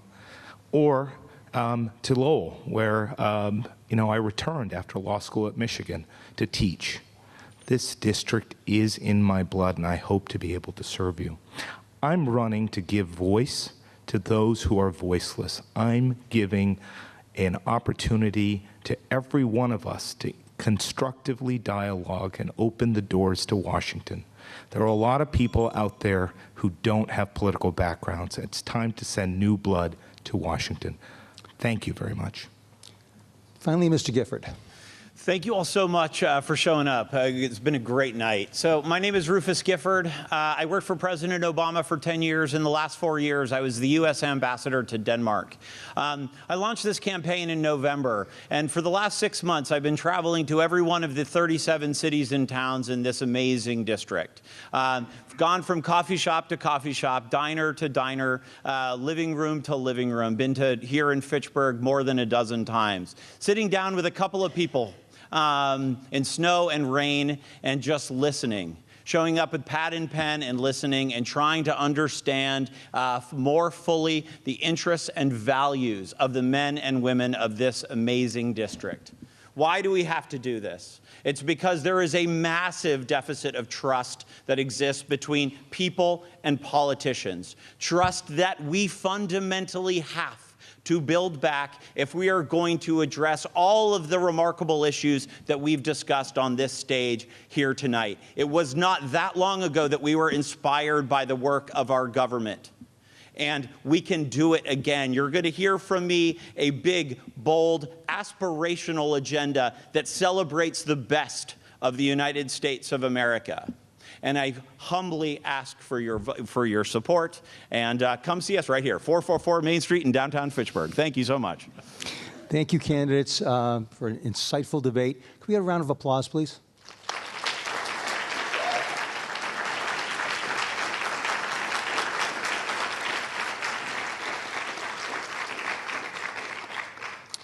We're going to take a very brief break. We're going to reload to panel 2. If I could have the panelists for this, the second panel up front, please. Again, thank you very much. Okay, I think we're going to start. Ms. Chandler will be with us very momentarily. We'll give her her shot to answer if she misses a question. We're back. Our second panel this evening from left, Laurie Trahan, Dan Coe, Jeff Ballinger, Alexander Chandler, who will be with us, and Juana Matias, State Representative, and State Senator Barbara Italian. Thank you for being here this evening, candidates. We're going to go back to our panel, Hillary Chabot, Peter Jasinski, and Professor Paul Weiser. First question, Ms. Chabot to Ms. Trahan. Hey, good evening. What should be the first thing? Of course, we're hearing a lot about a blue wave that is expected to overtake Congress. What should be the first thing the House should do if Democrats take control in January? Thank you. It's a tough question because I think there's a lot to do. We have a lot on our agenda. But I think the one thing that we probably want to focus on first is getting back to the table to re-engineer this tax policy. I'd like to see Democrats and Republicans go back to the table and pass a bipartisan package. The reality is this package is too lopsided, with the 1% of wealthiest Americans and corporations benefiting the most in a very permanent way, while working class families like the one I grew up in are, their benefits are too fleeting, and they're the ones who need it the most. We saw it just in this quarter when, the 4 largest banks in the country reported that they had $2.3 billion in extra revenue in Q1 alone. Families like the one I grew up in, they're not feeling the benefit of that tax package, and so I think we owe it to them to pass something that's a little bit more balanced. So that would, the economy is at its strongest when everyone pays their fair share and when we work in a bipartisan way. Thank you. Mr. Coe. Thank you. We need to make sure that every single person in this district has access to a good job that pays well with upward mobility. My family came from 2 different parts of this world, Lebanon and Korea. My great-grandfather came to Lawrence, Massachusetts, and he worked in the mill and he had that shot at the American dream. The only reason why I'm here is because of that economic mobility, but the reality is today that's not happening for people. We have people working 40 hours a week in this country who are living in poverty. Chris Lazinski's article today highlighted how average median income in many cities and towns in this district has actually gone down.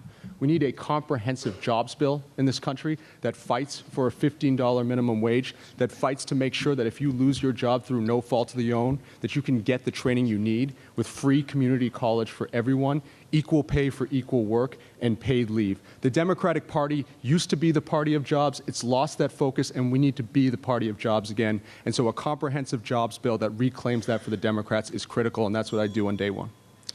Mr. Ballinger. Thank you. I think that unless you address the question of money in politics, it's delusional to think you're going to have an agenda that's going to go anywhere. I think that you see this widening gap between the wealthy and the less well-off.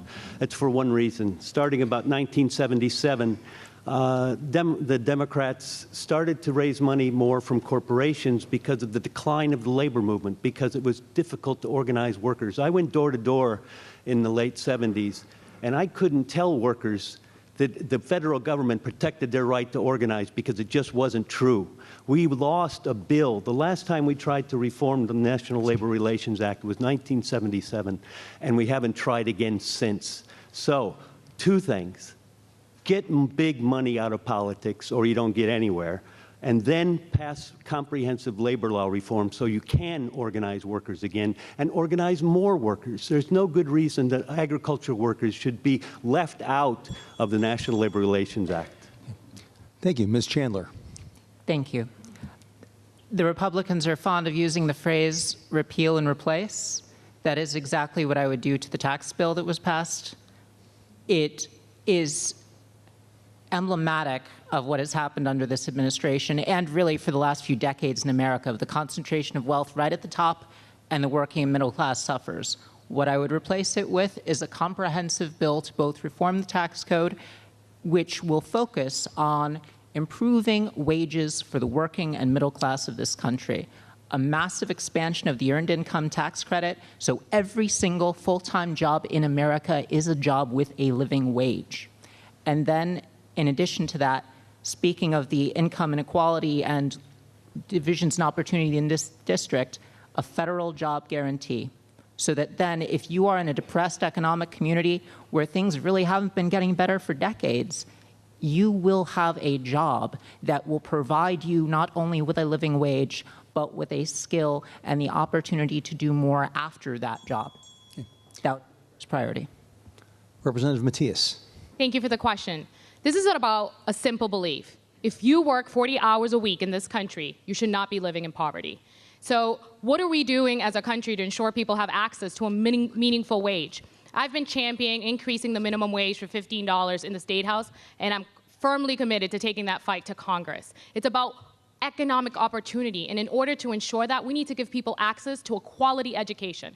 I wouldn't be here before you today had it not been for the Haverhill Public Schools and the Haverhill Public School teachers who believed in me regardless of the barriers I faced. So let's ensure that we're investing in K-12 education, giving students access to tuition-free community colleges and state universities, investing in supporting our vocational schools, giving people access to job training.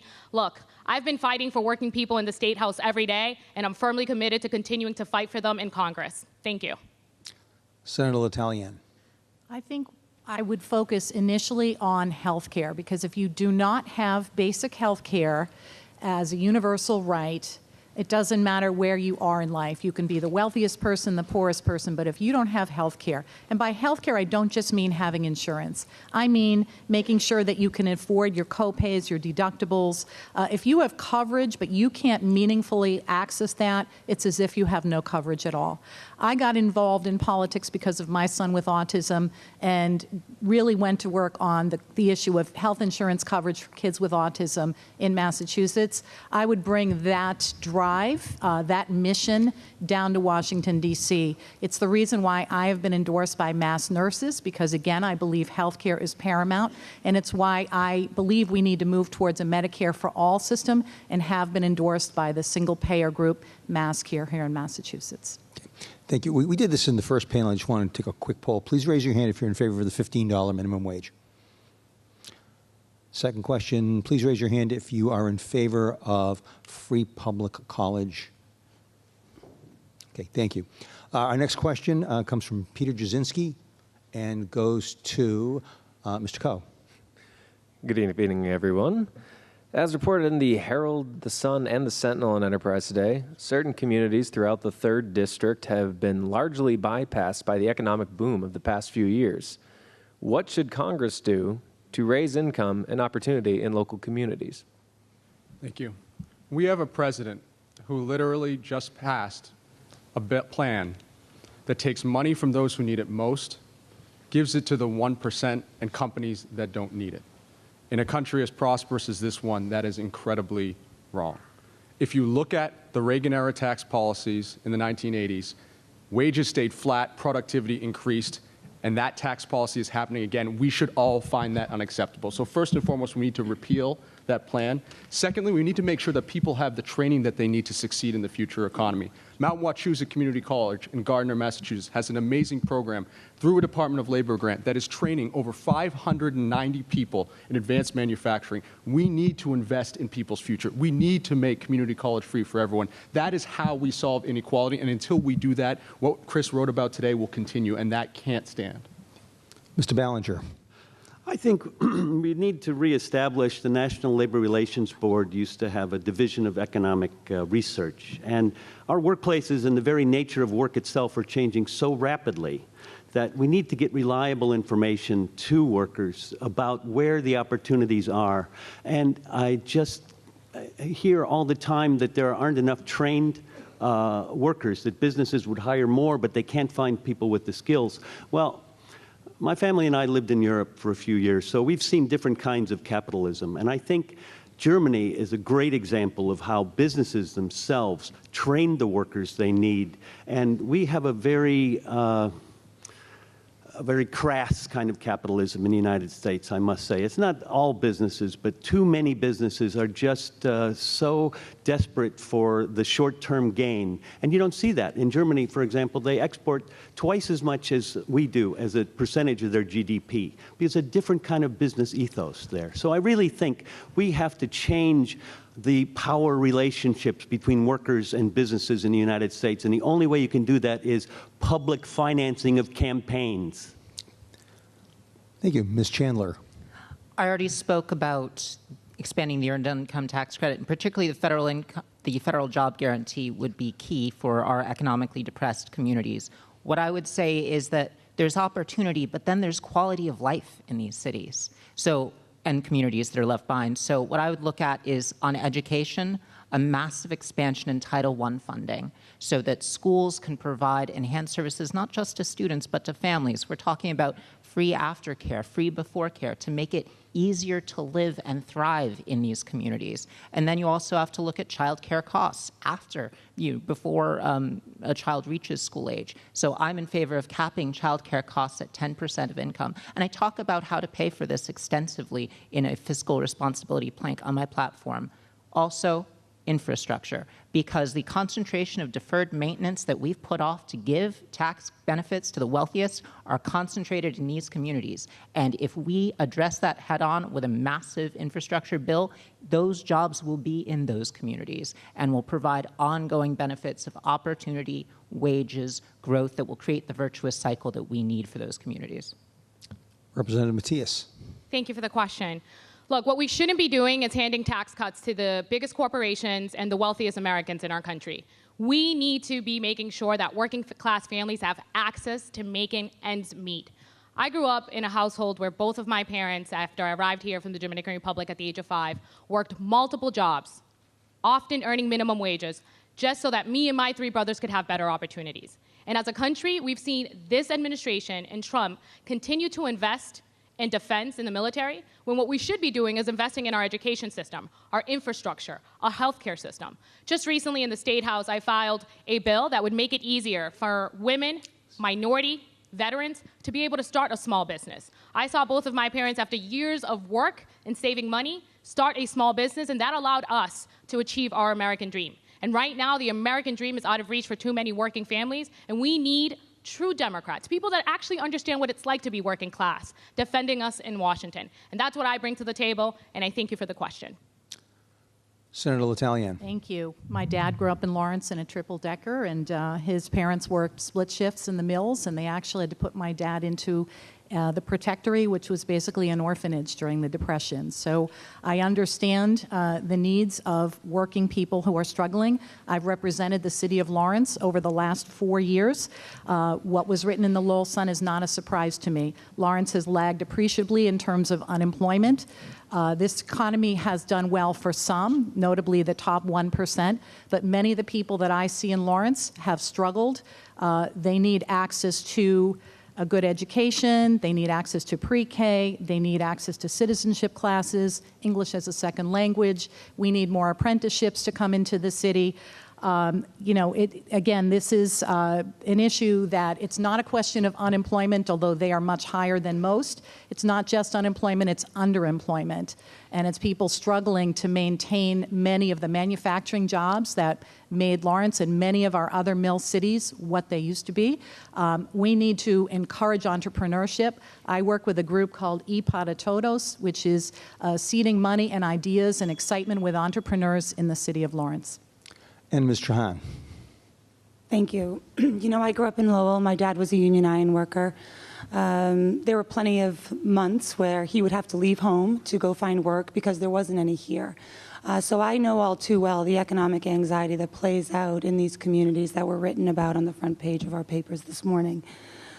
Look, a strong economy and access to good education has always been the key to economic mobility and economic opportunity for families like mine. And there's a lot that a congressional office can do to help that. I intend to work directly with businesses, life sciences, high tech, defense, to locate here and take advantage of our skilled workforce. I intend to fight for funding for smart infrastructure so that we can create jobs, revitalize our cities and towns, and spur our economy. And finally, we need to link the paths of education that we have here to the jobs that we actually attract and retain here. That not only is affordable college, but that's opening up our lanes for vocational and trade programs, community college programs, and workforce training that gets our students, like me, into jobs faster. Thank you. Our next question is from Professor Weiser, and it'll go to Mr. Ballinger. Thank you. The opioid epidemic continues to plague both the state and the nation, this district, of course, in particular. Has Congress done enough to deal with this problem, and what still needs to be done? No, Congress has not done nearly enough, and I would start with taking on some of the companies that have profited so unbelievably from this tragedy. And I saw a Wall Street Journal headline the other day saying, opioid makers fund advocacy groups. $7 million spent over the last 5 years given to groups that were pro-pain relief, if that's an accurate description. But several advocacy groups were given money by the industry. We have to claw back the profits that were made by the over-prescription of these drugs and give that money to treatment programs, and we have to do this through the Congress. I would start with the Department of Justice establishing a corporate crime database, an annual report. Corporate crime database that would put these companies in the spotlight because they operate with impunity now, and they have for the last 30 or 40 years since both parties started to fund their campaigns with corporate cash. Ms. Chandler. This is personal for me. My father struggled with addiction, and it contributed to his death when I was 17. So I will bring that attention to it in Congress. I divide the problem up into short, medium, and long-term solutions. On the short term, we need more money for beds. We need more money for medication-assisted treatment. There is no substitute for resources. I live in Haverhill. In the area around us, there's a patchwork of volunteers providing services, uncertain what's going to come in the state budget year to year. That needs to be predictable and multi-year authorizations. In the medium term, it's the pharmaceutical companies. It's that they have flooded the market with opioids without too appropriate a concern to the risks, and we have to address incentives in the system that make it so much easier to get a prescription than to get, say, appropriate physical therapy or other things for pain management, while protecting the right of people that do suffer from truly chronic pain conditions to access appropriate treatment. But the long-term solution is in universal health care, in a single-payer system where the gaps in services, when you are considering as an addict to enter treatment, it needs to be so much easier than the fix. Integrated services, as I learned in the community health center, which I helped oversee, which treated HIV/AIDS. You need integrated services to do this long term. Thank you. Representative Matias. Thank you. We first need to recognize that addiction is a chronic illness. And here in Massachusetts, our rates doubled that of the national average. It's a public health emergency. And we've seen this president, time and time again, fail to actually address this issue that's taking the lives of so many. So what do we need to do as a country? We need to invest in prevention, expand access to treatment beds, outpatient services, and mental health services. We need to also invest in research. What other alternative options for chronic pain management can we develop that don't cause people to become addictive? We also need to hold pharmaceutical companies accountable for playing such a large and important part in this crisis. I've seen so many families and have heard so many devastating stories of people who've lost a loved one to this epidemic. And this is an issue that has personally affected so many families in my district, and is something that I've been advocating at the state level for and will continue to advocate tirelessly at the federal level. And what we've seen this administration do is continue to not invest the resources we need to actually create changes. Thank you. Senator L'Italian. Thank you. As a mother, one of my sons knows 4 young people who have died in the last month from addiction, from overdoses. Extremely sad. One of them happened to be someone struggling with bipolar and, was really struggling, not doing well. So I agree that mental health services are part of this problem. People are self-medicating using highly addictive drugs like fentanyl and other opioids. As a legislator, I know that I've worked on tackling the issue of overprescribing. We did that a couple of years ago in concert with the governor. There's no reason why someone should be handed 30 days worth of painkillers for having a wisdom tooth taken out. We should be starting at the lowest level of pain efficacy and working up from there. We also have begun to address, and we need to at the federal level, issues around short-term hospitalizations. We've got some better insurance for that. But long-term services and supports are the key. Places like Into Action Recovery in my district, places like Megan's House up in the Lowell area. What we're learning from families, and this is really a family-driven thing, is the notion that we need long-term recovery. People need to put the pieces of their lives back together that opioid abuse and addiction has torn apart. It doesn't happen in an acute care setting. It doesn't happen in a couple of weeks. And just lastly, there are 2 issues that are controversial that I think we're going to have to think about. I'm not saying that I endorse them, but we have to think about when we have an HIV record that's going through the roof in Lawrence, new HIV infections. We need to think about whether we should be doing injection centers. And we also, okay, Yeah, I was going to say the last thing along. that we may bring up very shortly is whether or not we should be hospitalizing people against their will. Okay. Mr. Hahn. So Senator Warren was up just in Lowell, at UMass Lowell, a couple of weeks ago, and I love the urgency that she put around this issue. It was basically, imagine an airplane crash every single day and 119 people dying every single day. How would our country act? And that's exactly the right metaphor, because we are not acting with urgency. I mean, quite the opposite in terms of the federal government hasn't put any money into this issue. While Massachusetts has made some strides here with prescription drug limits and investments in education and treatment and recovery, we have not stepped up to do our part, and I will work tirelessly, if elected to Congress, to get those funds up here to Massachusetts. Look, in 2016 alone, 69 people died from overdose death in Lowell, 21 here in Fitchburg. These are our friends, these are our neighbors, these are our family members. We know that the recovery is not 3 to 6 months. We do need to make an investment in a longer-term treatment, and we need to be honest about what that looks like, because there are lots of houses.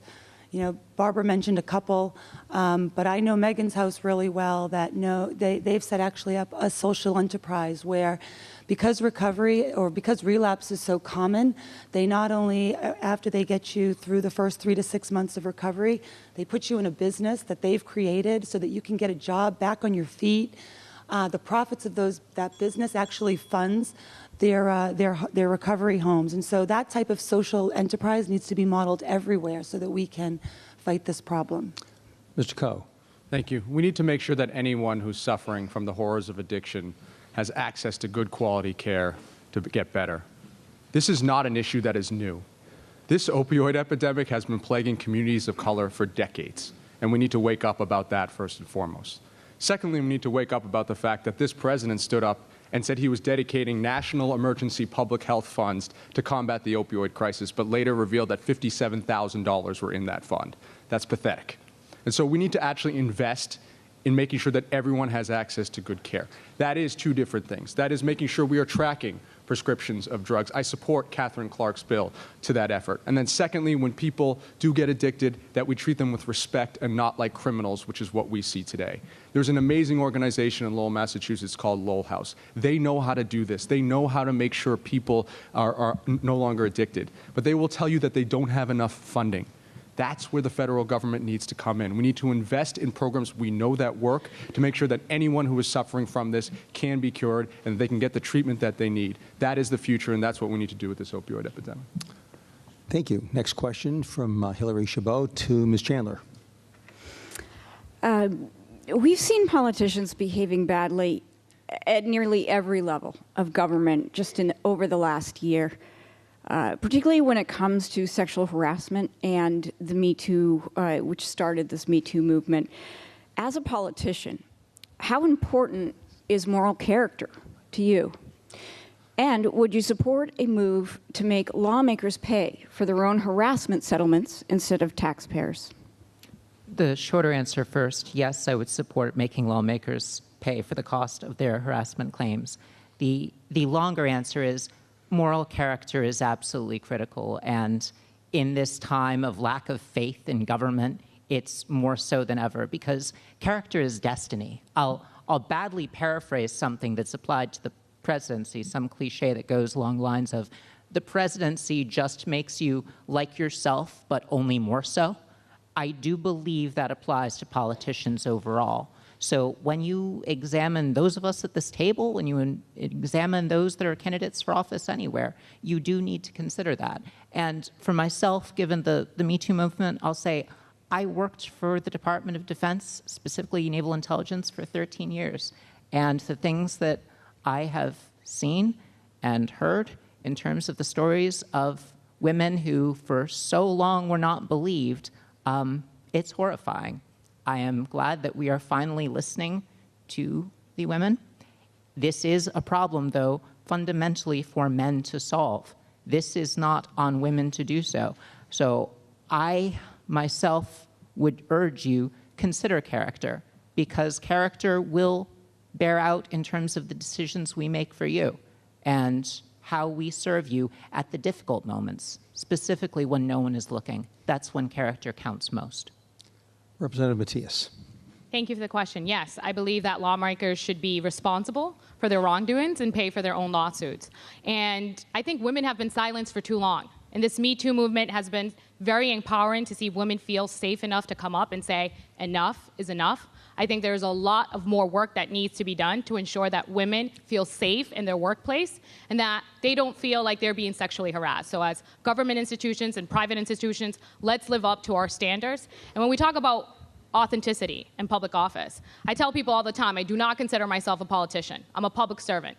I'm a two-time AmeriCorps, and I believe if we elect people with the right values who are here to be of service to others, that government can actually impact people's lives in a positive way. And I think that's what we need to do more of, getting people in elected office who know that they're there to represent others and not their self-interest. So I think it's really important that what we've been seeing with this blue wave movement, that we're actually electing the correct types of Democrats. The Democratic Party talks a lot about being the party of the working class, and yet we fail to elect time and time again people who actually understand what that's like. For me, that's not theoretical. I came from a working class family. It's shaped me into who I am today, and it's firmly made me committed to making sure that I continue to fight for those people who have shared the same experiences and issues that I have. Senator L'Italienne. Thank you. I'm a mother of 4, 2 daughters, so obviously this is an issue that concerns me quite a bit. It's very timely given 2 issues. The New York Attorney General, who was actively going after the movie industry, we find out to our dismay this week, was also a predator on women, and so that's concerning. I'm going to talk about the Stan Rosenberg issue because I dealt with that over the last 6 months in the state Senate. We had a situation that wasn't necessarily about women being abused. This was a power differential issue. And this was an issue where the spouse of the Senate president was using his perceived power in a power differential to take advantage of, sexually harass, and do other things to members of the staff and to outside advocates that felt that they had to and that they couldn't speak up because of the power of the Senate president. I was the first and only senator that stood up back in December on this issue. When the independent investigator report came out last week, and a slap on the wrist was going to be given to the Senate president by my colleagues, I was one of 5 who stood up and said, he has to resign, he has to go now, or else we are going to take to the floor and push for expulsion. I have to say that I am a little bit disappointed that in the House, when the issue of non-disclosure agreements came up, and Representative Diana DiZoglio took to the floor to speak out against harmful non-disclosure agreements, none of the women state legislators, none of the state representatives stood up and helped her in any way. She was on her own. I stood up after that had happened in support of her. This is not theory. This is what you do in real time. This is when, this is about making tough decisions and standing up for your beliefs. It's not just talking about it. Mr. Hahn. So yes, to answer the question, I do think that lawmakers should be responsible for their own legal fees on this issue. Look, we have to change the power structures in boardrooms across America and right here in Congress. I can see no better way to do that than to promote more women in business, put them on more boards, and elect more women to Congress. This has been an unbelievable year. People are speaking out, and it is just an unbelievable display of courage. I think what we can do is to promote people to keep talking. We keep listening. We hold people accountable, and we settle for nothing less than real and lasting change. I was a woman who worked in tech, which is pretty much a male-dominated industry. I then started a consulting practice that was geared toward getting more women into leadership positions in boardrooms, private and public companies across the country. This is a very real issue, and I think that the easiest, the fastest way to solve that is to get more women into leadership. And Mr. Coe. This is a question about our values and what we stand for. And we need to stand for our gender equality in this country. And we need to stand up to a president who's a chauvinist who embodies, I believe, everything that's wrong with our country with regard to that. We need to have a zero tolerance policy. Taxpayers should not have to pay money for these things. And also, we need to realize that we have had a society historically that's been dominated by a bunch of chauvinist men who have fundamentally believed that men were superior to that of women. And that is wrong. And so we need to stand up for that. We need to stand up for gender equality. We need to promote the issues that are important to us. And finally, take a stand once and for all. Mr. Ballinger. Well, of course, these predators should pay for whatever settlements were made on their behalf and shouldn't come from public funds. That's ludicrous. And I would just go on to say that this Steve Wynn case is just, it boggles the mind that this guy was vetted. There's a 210-page report about Steve Wynn done by the whatever gaming control board or something, and nobody knew about Steve Wynn. This is one of the failures of our society, is that we do things in a just a very cursory way. We don't really dig. And I really think if the American public had public servants that were serious about their jobs, you wouldn't have these guys like Steve Wynn getting away with this, and then, a complete vetting, we were told, and, it totally missed this. So I really think that in the case of public servants, this is a sacred trust, and anybody who crosses a line like that deserves to be out immediately and deserves our scorn. Okay, thank you. Representative Matias, you get the next question from Peter Jasinski. Do you believe that the federal tax code could be fixed? And if so, how should this be done? Thank you for the question. Yes. Is this on? what we saw this administration do in terms of handing tax cuts to our biggest corporations and the wealthiest Americans isn't what we should be doing. We should not be continuing to invest in the military when our school systems aren't adequately funded, when our infrastructure across this country is crumbling. So it's about priorities. It's about how do we prioritize what we should be spending, and what should we be spending on is working class families and making sure that they have a tax break. And one of the things that we should be doing is considering the fact that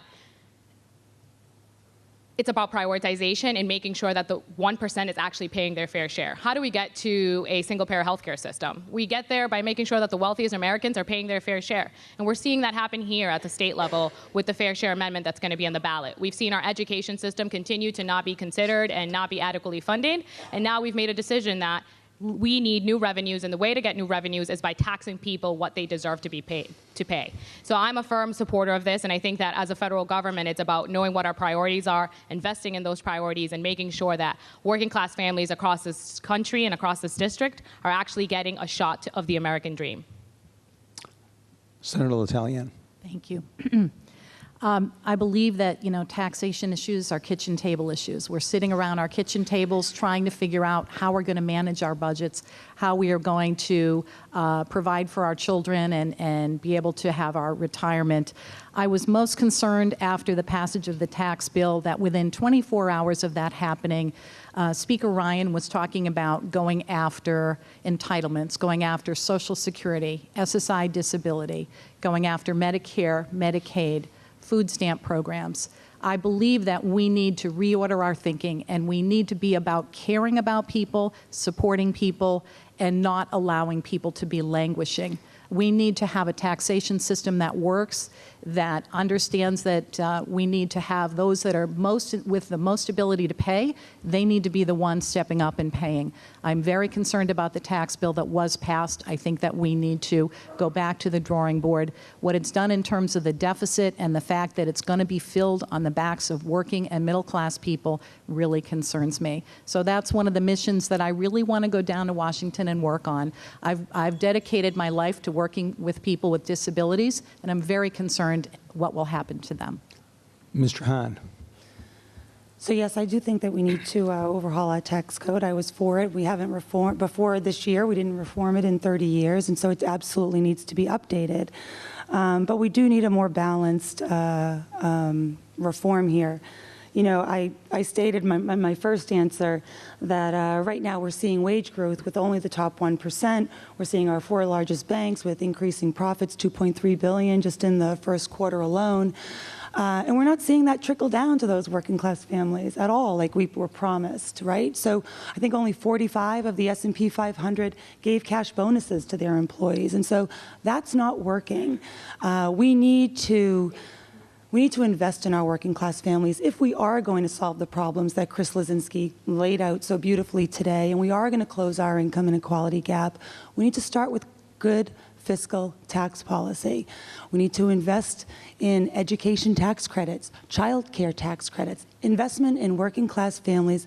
Those investments need to endure. They can't expire. They deserve more than a one-time bonus. They endure a code that benefits them. Mr. Coe. This is a very simple question. Do we want a system like President Trump is promoting that's rigged for the 1% and those who don't need it? Or do we want a system that's rigged in favor of the people who need it most, the working class people of this district and this country? I side with those people. And the reality is I think most Americans do too. We need to have a tax policy that empowers middle class and working class people. By 2024, by the way, that tax policy that Trump has today expires and sees a tax increase on the middle class, and that is wrong. We also need to take things a step further. We need to look at tax policy that helps communities. I was proud as Chief of Staff in the city of Boston to have passed the Community Preservation Act to make sure that we're providing revenue for valuable open space projects and environmental projects. There's also great incentives that exist today that Senator Cory Booker has pushed forward, opportunity zones, allowing for gateway cities, the cities that need it most, to provide incentive for people to develop those areas, because that's what it should be about, creating policy that brings good jobs and good economic development. That's what Senator Tsongas did for Lowell, that's what Congresswoman Nikki Tsongas continued, and that's what I would continue if I'm fortunate enough to be your congressman. Mr. Ballinger. Well, I heard a nice long list of things we would do with an equitable tax code, but let me tell you, we're not going to get there with corporations dominating Washington. We're not going to get there with the present system of campaign finance because they just happen to own both parties. It's an unprecedented corporate crime wave has swept our country, and nobody's doing anything about it because the sheriff is dialing for dollars all day. And I really believe that unless we change this broken system, we're not going to have an equitable tax code. And don't call it tax reform. That was a tax cut. That was only a tax cut. There was no reform in there. And what I would do is just start collecting the taxes. For every 45 cents the IRS spends, they get $100.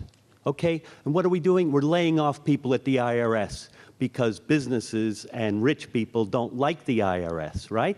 So we got to just start collecting taxes. That's one thing we can do, is increase the tax collection by fully staffing the IRS. And Ms. Chandler. First part of the question is whether the tax code is broken. Yes, it is, and it is for exactly the reasons that Jeff talks about. This tax code was so unpopular with the American public. The only reason that it was passed in the first place is that a bunch of max donors to Republican members of Congress and to this president bought their Congress people that spend 3 to 6 hours a day talking only to them.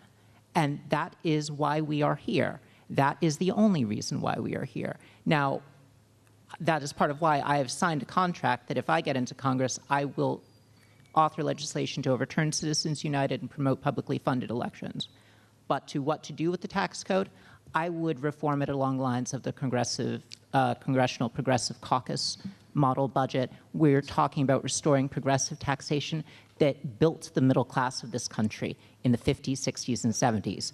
Our tax code funds our national priorities. So with top marginal rates around 49%, we could invest in childcare, education, infrastructure, and stabilize Social Security by removing the cap on the earnings for which that is taxable, and do it in a way that finally stabilizes our national debt. I have an entire plank on this in my platform because this is critical, because otherwise we will soon, with debt, have no funding available for these critical priorities. Okay, thank you. We'll go to Senator L'Italian for the next question. Professor Weiser. The cost of higher education continues to soar, and student loan debt is a drag on the national economy. Has Congress done enough to ensure access and availability for students?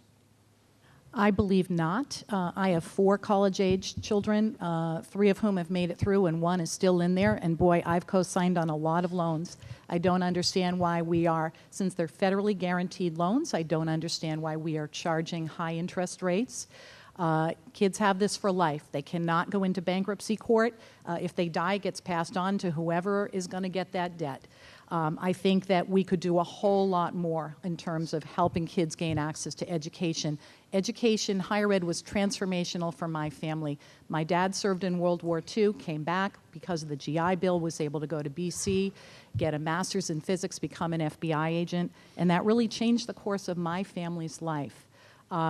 There are a few things that I've been working on in the state that I'd love to bring down to Washington. We need to address the predatory lending that we are engaged in. We have folks that get bills sent to the wrong address, and if they miss a month's payment, their interest rate climbs. I think we ought to consider things like finishing grants. So something that Senator Eileen Donahue was doing that I'm going to carry forth for the rest of this session, that would allow to pay for the last year of college education. Not the first year, but the last year, because oftentimes kids struggle. I know I myself, it took me 6 years to graduate because I had to keep stopping and working full time. But I think we certainly have not done enough, and I plan to work on this down in Washington. Mr. Hahn. I have 3 college-aged boys, and I see up close, right, the enormous tuition hikes that have happened. I mean, just since I've graduated, it's 3x. That is just unfair. There is an arms race right now, especially with our private institutions, on amenities, right, like cafeterias, gyms, dormitories, and that cost is actually getting passed on to students who are trying to get a better life. I mean, this is an undeniable value when we're sitting here at Fitchburg State and UMass Lowell last week, but I'm actually for holding these institutions accountable for the tuition and the debt that they're saddling our kids under. The federal government has a pretty good history of coming in and restructuring that debt, or coming in sometimes and forgiving it. And I actually think with default rates at an all-time high, we should be looking at those private institutions and asking them to restructure and forgive some of that debt. They are accountable for, they should be accountable for it. Certainly, I think we also need a mind shift in this country around how we think about education. College was a good path for me. My husband actually went to the vocational school, and he's quite successful. I think we have to expose and make more noble those lanes of education in our public schools so that people can opt in at an early age. Mr. Coe. We need to make sure that every child in this country has access to a good quality, affordable education, and we need to choose to invest in each one of our children, and that's not happening today. We have people who are graduating saddled with hundreds of thousands of student loan debt, and they can't refinance it. We have predatory lenders who are making a lot of money off those people. That is wrong in a country like America. And so we need to make sure that we are allowing people to refinance that debt, and we need to make sure that people don't get that debt to begin with.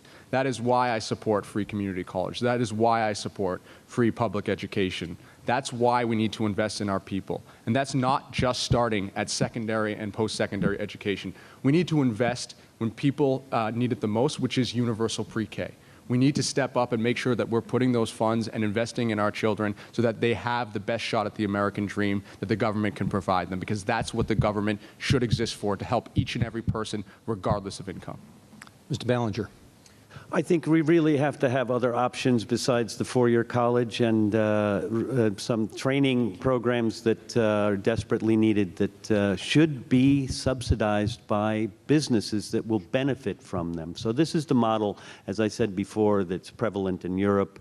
And I really think that maybe a third or so of the people that are coming out of college with that debt, it was unnecessary for them to do it in the first place. So getting to the problem of these unbelievably high debts and interest rates, we really have to stop the predatory lenders and punish them for past transgressions. And I really believe that the government ought to lower its rate and allow refinancing of all the debts that are federally funded debt.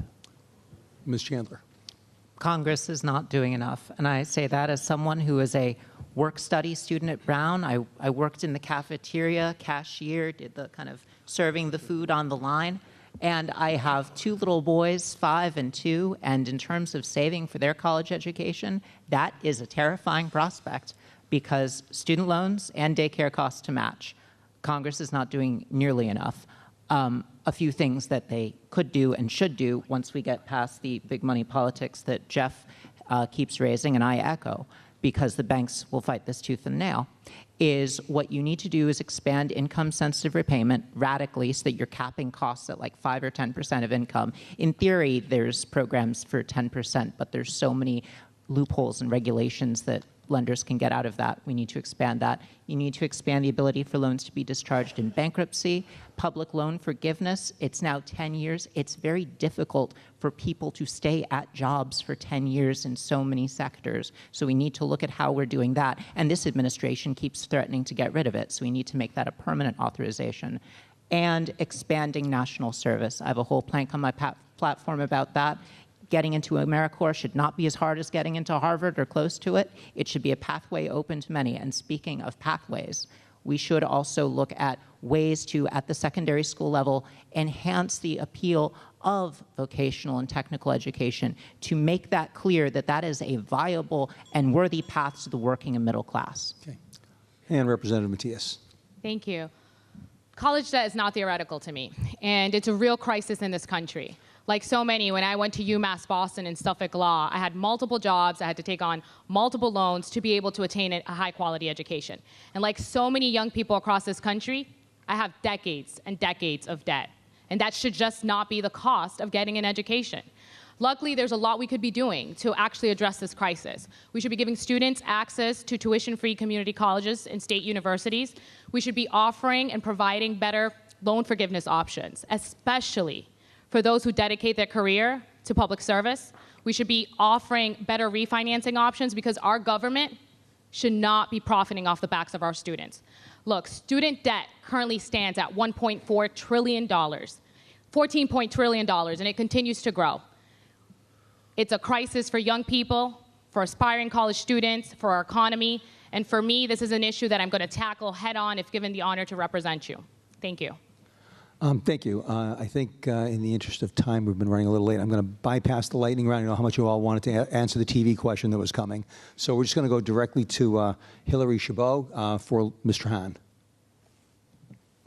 Community hospitals such as the Health Alliance and Lowell General have been struggling with poor reimbursement rates. Lowell General recently laid off 26 employees after announcing a $7 million loss. If the Affordable Care Act is a solution, why hasn't it helped these hospitals? And it would be, great to hear specifics about Massachusetts Congressional District 3 hospitals. Thank you. Great. Thank you. Look, the Affordable Care Act isn't perfect, and it needs to be strengthened and improved. I think long term, we do need to move to a single payer system so that we can control the cost and also population health in this country. But, you know, first and foremost, it's disheartening at every turn when the Republicans are trying to dismantle what we have in place, rather than trying to come to the table and improve what we've got.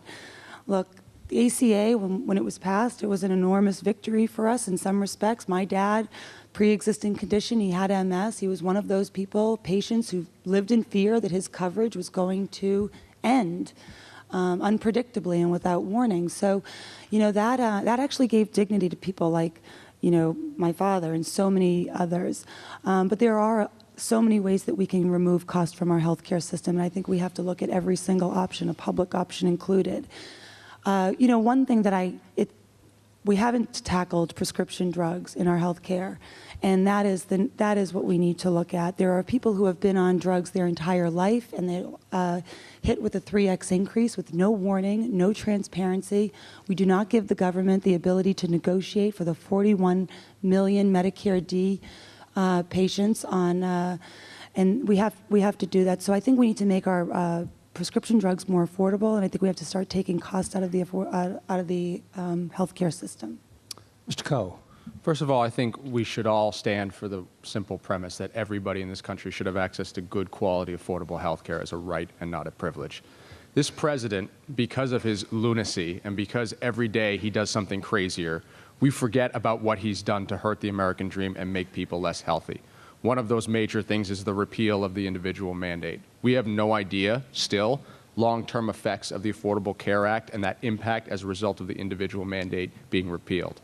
That means that premiums will continue to increase. That means that hospitals will see a lot of destabilization on a number of things. That's what we need to be pushing back on, and that's why standing up to this president is so important. I've sat with Jody White at Lowell General, and I understand the concerns that he has. Right now, it's very unclear where the stability is going to come from. And so I think a huge part of a good congressperson is to be listening, is to listen to experts like Jody and actually understand how good common sense reform can actually help make people healthier. Because at the end of the day, it's not about hospitals, it's not about reimbursement rates, it's making sure that every single person in this district gets access to good quality care. Mr. Ballinger. I think the loss of the individual mandate is going to be a terrible blow to these local hospitals, because what we're going to have is a bunch of these skinny insurance plans that really don't cover much, that have high deductibles, and people aren't going to be able to pay. So it's only going to get worse. And, you know, you just don't need the insurance companies in the business. They don't add anything to the business. 4,000 different coverages, where the doctor doesn't know what's covered and the patient doesn't know what's covered. You just get them out immediately. That's what we've got to do. But, you know, not without reform of the campaign finance laws. I'm sorry, because we're all saddled with this system because both parties are raising money from the same banks, insurance companies, and Wall Street firms. So, you know, I'd like to say we could have a single payer, but I don't see it until you have political reform first. Ms. Chandler. There's a near-term and a long-term answer here. I mean, first, when it comes to hospital reimbursement rates and when it comes to the issues that are not resolved by the ACA, it's important to note that it's Republicans in Congress that have sabotaged a lot of the cost containment potential that we had under the ACA. And I know this very directly because I started to say earlier, for 5 years, I was on the board of a community health center that focused on HIV/AIDS care, LGBT health care, primary care for general populations, and drug treatment. And one of the things that we had to deal with year after year is what would our reimbursement rates be for our population mix? And we strived very hard, and it helped save us from bankruptcy, to lower costs and raise quality, because if you hit certain quality benchmarks, your reimbursement rates would improve. But the problem is that over the last few years, those incentives have been chipped away, chipped away, chipped away. So in the near term, really what you can do is possibly to take the load off of local hospitals, invest in community health centers, given the reality, as Jeff describes, of the current campaign finance system constraints. It's still just nibbling at the edges. I mean, really, the way to get at this is removing the profit motive, removing the administrative intermediaries, and moving to single-payer healthcare. But investment in community health centers that then you can have a lot less emergency room care and move to more urgent care and less triage in the hospitals. Representative Matias. Thank you. Access to affordable quality health care should be a basic human right, not a privilege. That's why I support Medicare for All. And what we've seen is Trump and his administration attempt to repeal the Affordable Care Act when what we should be doing is moving towards a single-payer healthcare system. They were able, through the budget, repeal the individual mandate, which we've seen has increased premiums across this country. And any opportunity I get to speak about healthcare, I speak about my personal story because this is something very personal to me. In 2013, I saw my father be diagnosed with pancreatic cancer. And had it not been for this state and the access to mass health that my family was afforded, we could have never afforded the treatment he needed. And in this country, no one should be concerned that they're one bill away from filing bankruptcy or one bill away from losing their home. We have a moral obligation. It's about our fundamental values to ensure that everyone in this country has access to the treatment they need. And if I'm given the honor to represent you in Congress, I will fight every day to ensure that we are leaving no one behind. Thank you. And Senator Talian. Thank you. Over the last 15 years, when I've served as both a House member and a senator, I've worked really closely with my local hospital, Lawrence General Hospital. It is the biggest economic driver of that city. I imagine your hospital here is much the same. It's absolutely true that community health centers are a great way to ensure that folks are getting preventive care. They are not landing on the doorstep at the emergency room, having a small problem turn into a bigger problem. Perhaps you heard of the Children's Health Insurance Program at the federal level when that was hanging in the balance last fall. I'd actually sponsored the bill to pick that up in Massachusetts if it dropped. It did stay, but also the community health center funding was hanging in the balance back in November. People don't realize that, but that was one of the issues that was being played with when we were on the brink of doing a government shutdown. Thankfully, both the Children's Health Insurance Program and the community health center funding at the federal level were restored. I've had to put money into our state budget to augment dollars that have been lost at the federal level. We have a wonderful program where graduating doctors come into the city of Lawrence, they do their residency, and guess what? Most of them stay. And that's great news because we have issues with access to primary care docs in the state and throughout the country. So I am passionate about these issues, again, motivated by my own son and his journey with autism and trying to fight for, in 2010, to get medical insurance mandated coverage for families who were second mortgaging their homes to get their kids what they needed. And I will bring that passion down to Washington, D.C. Thank you. We're going to have time for one more question from our panel. Mr. Jasinski, question to Mr. Coe. Massachusetts is considered one of about a dozen so-called donor states, meaning that taxpayers in the 3rd district are funding projects in other parts of the country that are paying less in taxes. What can be done to fix this inequity? Great question. I mean, I think the reality is we need to make sure that we are investing in all of the priorities that make the American dream possible. I think that means, what are your priorities as a congressperson?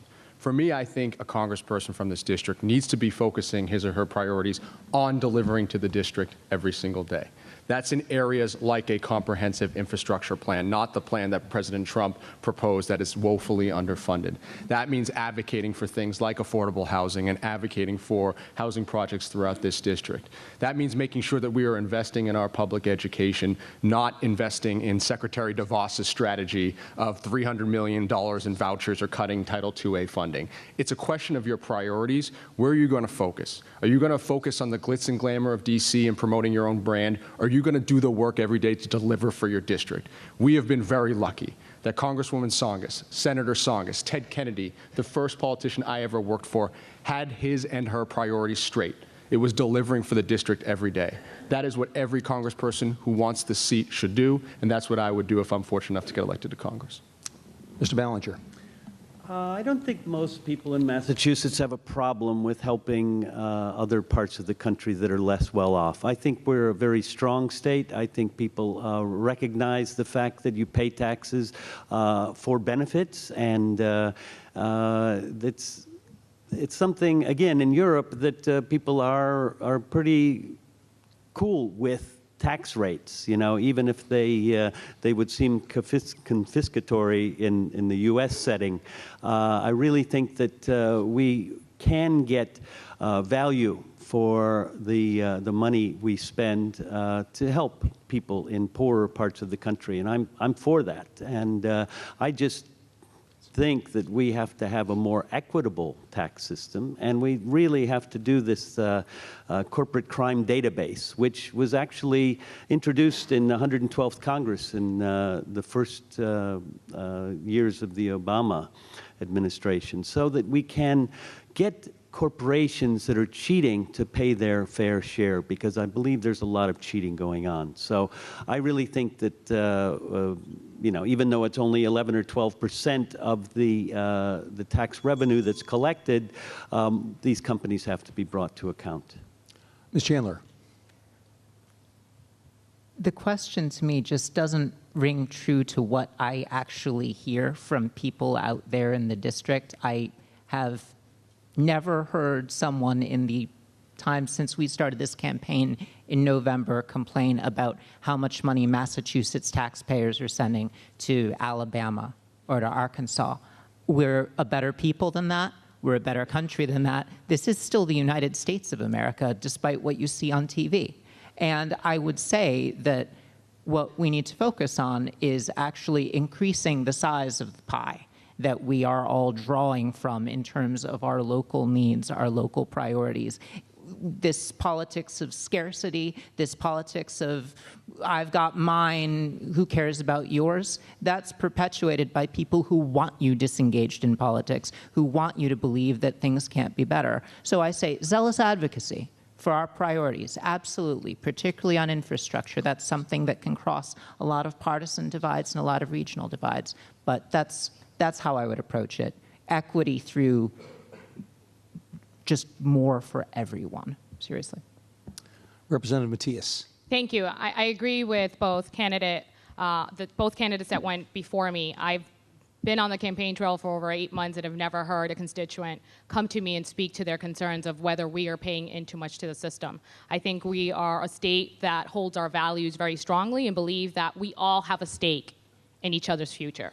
What I have heard is people concerned about economic opportunity and access to economic opportunity, and I believe that starts with a quality education. We need to be doing more to invest in our public education system, K through 12, giving people access to universal pre-K. That's going to allow families who are paying $1,200 and $1,500 a month for childcare access to funds that they usually don't have. And it's also about creating a pathway for students who are interested in working hard and going to college to have the opportunity to do so. And also those people who aren't interested in higher ed, how are we giving them access to career development and job training opportunities? I've seen in the city of Lawrence through the Merrimack Valley Workforce Investment Board, we're taking daycare providers that have no opportunity of upward mobility, that are earning $11 an hour, and we're training them to become CNC machinists with the potential of being able to make $18 and $31 an hour. Those are the kinds of programs we need to be supporting, both at a state level and federally. And listen, what I've heard across this district is people feeling taken for granted for.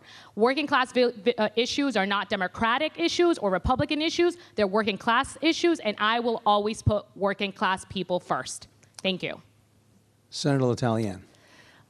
Certainly, I think that we are bigger than just the state of Massachusetts, and I agree that we need to recognize that at times what we pay in is going to help other states. As a legislator and as a congresswoman, I would say that you would want to identify those areas such as clusters such as the health sector. Certainly, we rely a lot on National Institution of Health grants, and those have been cut back, so that would be something. And I would advocate to bring grants back to help seed our businesses.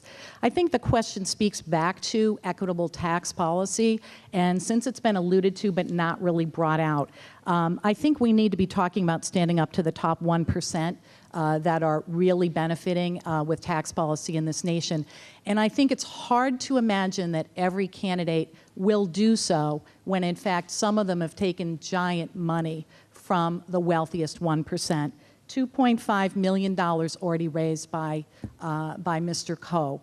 $164,000 taken by Mr. Gifford from Wall Street and the financial industry, from Bank of America and other banks that foreclosed on over 600 properties here in the city of Fitchburg. So I wish we had a direct question about this, but I think it is the elephant in the room, and we do need to talk about the corrupting influence of large money in politics, driven by a tax system that benefits the wealthiest 1%. Mr. Hahn. So one of the reasons why I live in Massachusetts is because it's a progressive state. And I think we've always understood that we are, or the concept of paying our fair share. It's one of the reasons why I love living here. I proudly pay my taxes like everybody else, I'm sure, at this table. And I think the only time you get let down by that is when you don't see our tax dollars be put to priorities. So the one thing I do see when I travel around this district, and I had you know, the ability to travel around to Fitchburg and see the Longjo and the Crocker School, where their roof is falling down, their heat's not working in the dead of winter. That feels like a failure on our commitment to education and to our students, and tax dollars not at work. Lowell High School has the same issue, right? They're struggling to, reinvest in their building because there's not enough funds. And so I think where you lose people, it's not so much on where are our tax dollars, are they going to Tennessee? It's like, where are my tax dollars? Are they being reinvested to help my family, to help the schools that I'm sending my children to help the roads and the bridges that I'm traveling on day in and day out? Are we making those investments in our economy? This district has a rich tradition of sending a progressive Democrat who's focused on economic development. The late Senator Paul Tsongas, Congressman Marty Meehan, who I had the privilege of working for, and Congresswoman Tsongas.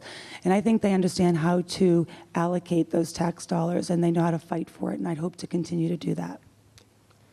Thank you. We're going to go to closing statements. Mr. Coe, you took the last question, so Mr. Ballinger, we'll start with you. 1-minute statements, please. Thank you very much for inviting us, and it's been an illuminating evening for me. Okay, I know what you're thinking. The last thing Washington needs is another old white male, right? Right? Okay, I'm fine with that, but I got to make a compelling case then, right? And I think I can. I think I can, because I've been an agitator, and I've been an organizer, and I've been there face to face with the global economy, and it's not a pretty picture. When I joined the softball team in Jakarta, 1988, one of the guys on my team was from Nike, and he said, "What do you do here?" And I said, the American unions have a small office to help the Indonesian workers. And he said, "I'm your worst nightmare." And you know what? 10 years later, Phil Knight, the founder of Nike, is in front of the National Press Club saying his brand had become synonymous with slave wages and worker abuse. So you can be effective. You can take down even the biggest corporation, but you got to be determined, and you got to be maybe not the smartest guy in the room, but the most determined. So that's what I offer you, and I hope I get a chance to represent you, because I will bring that determination to Washington, and we can get money out of politics. I think it's something the American people want desperately. Congress's approval rating is 20%. Thank you. Ms. Chandler. Thanks to all the sponsors of this debate. Thank you for all of you for taking the time to be here with us to engage in your democracy. I'm running for this seat because I think I'm the most prepared, the best to get things done for working class and middle class people like you and me. Well, 99% of you probably. I live in Haverhill. I live in the same house as my parents, who are right over there, and my 2 kids, 5 and 2, and my wife, my 2-year-old, is not here because otherwise this would be a very loud room. And I'm running to get things done. I talked about my lived experience. I am a middle-class working mom. I do have the student loan debt and the daycare costs. I grew up with a father who went from job to job. So my platform, everything that I want to do, is centered around those challenges and those hopes. We can do better. We have the tools, the policies at our disposal. We can be in America where every job is a living wage job, where education, healthcare, these are human rights that all will have access to. We have the wealth in this country to do it. And in modesty, we've been talking about domestic policy. I also am the only one in this race with national security experience, a Russian-speaking lawyer and former intelligence community leader. I can stand up to this administration. And in terms of big money in politics, average donation, $35. I'm accountable only to you. I ask humbly for your vote. Thank you. Thank you. And Representative Matias. Thank you. Thank you all for being here and for this opportunity. I immigrated to this country at the age of 5 with my family, and we settled in Haverhill. And because of my parents' determination and relentless sacrifices, and because this community invested in me, I had the opportunity to dream bigger, graduate from UMass Boston and Suffolk Law School, paying my way through school with loans, scholarships, and part-time work. And after college and law school, I returned back to this community that welcomed my family over 25 years ago to be of service. First as a social worker, then as an immigration attorney defending children from deportation, and today as a state representative. I'm running to represent the 3rd District because working and middle-class families aren't getting their fair share, and we deserve someone who understands firsthand the challenges we face and who will fight back against Trump's attacks on our values. I ran against an incumbent who was an anti-choice, anti-LGBTQ, and against all odds, I won. Taking on big challenges and winning is nothing new to me. I've lived paycheck to paycheck. I know what it's like to have overwhelming college debt and the difficulties of navigating a healthcare system. And because of that, I will be your champion. I will always put you first, and I will fight like hell every single day for this district. I thank you for this opportunity. I look forward to earning your trust and your vote in the next coming months, and thank you. Thank you. Senator L'Italien. Thank you. After every one of these debates, hear pretty much the same feedback. Everyone on the stage is great. You all have very similar ideas, and in fact, we do have very similar ideas.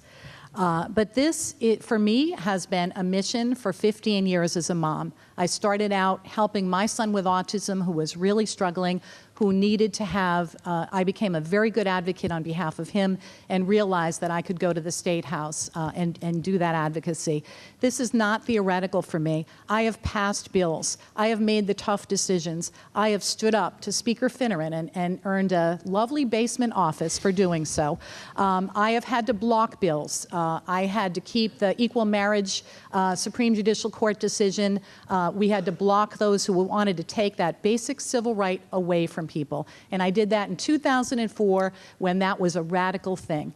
This isn't theoretical for me. I didn't get into politics because it's a great gig. I don't look at Congress as being a step up the ladder for myself. And it's not about who your boss has been, right? Because there's a lot being talked about among the candidates of who their boss was. This is about being a leader. This is about doing the work. This is about being a legislator. And that, my friends, is the great differentiator between me and every other person in this congressional race. Allow me to continue my mission on behalf of you in Washington, D.C. Thank you. Thank you. Mr. Hahn. Thank you so much for tonight and bringing us all together. I'm honored every day to be in this field of talented candidates, but there are real differences between us, and the outcome of this election matters. I've lived in this district my whole life. I grew up in a union household. I went to public schools. I didn't move into this district because I saw a political opportunity. I'm running to be a voice for families like the one I grew up with. Too many candidates are moving in to run. Too many candidates are raising their money from special interests or from people who have no ties to this district. We've raised the majority of our support from people who live here, people like you, people who care who their next representative is going to be. Look, I know what it's like. I know what it takes to be effective in Washington because I've actually worked there as a congressional chief of staff. And I'm going to use the fortitude that it took for me to get a scholarship to play Division I volleyball, to rise up in a male-dominated tech world, and to start my own business to go fight Trump's divisive policies in Washington. I was born here, I was raised here, and I stayed here. My story is your story, and I humbly ask for your vote on September 4th. Thank you. Finally, Mr. Coe.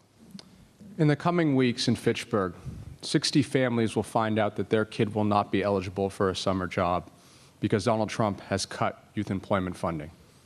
There are people in Lawrence, new immigrants to Lawrence, who came under a president, President Obama, who stood for inclusivity, who stood for the future of America, but now see that same office holder calling them rapists and criminals. In a country as beautiful as this one, and inclusive as this one that allowed a Korean Lebanese guy to stand before you today, we should all find that unacceptable. So let's stand for the values that we believe in. Healthcare for all, a good, well-paying job. That is the pathway to the American dream, and that is what our campaign is all about.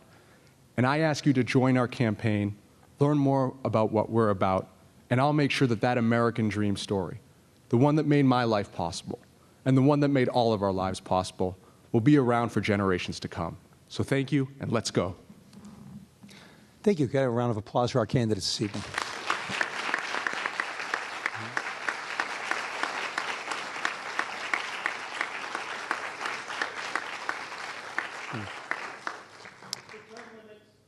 A few final thank yous. First to Fitchburg State University for allowing us the use of this great venue and their cooperation throughout. Thank you to our panelists, Hillary, Peter, and Paul, for some great questions.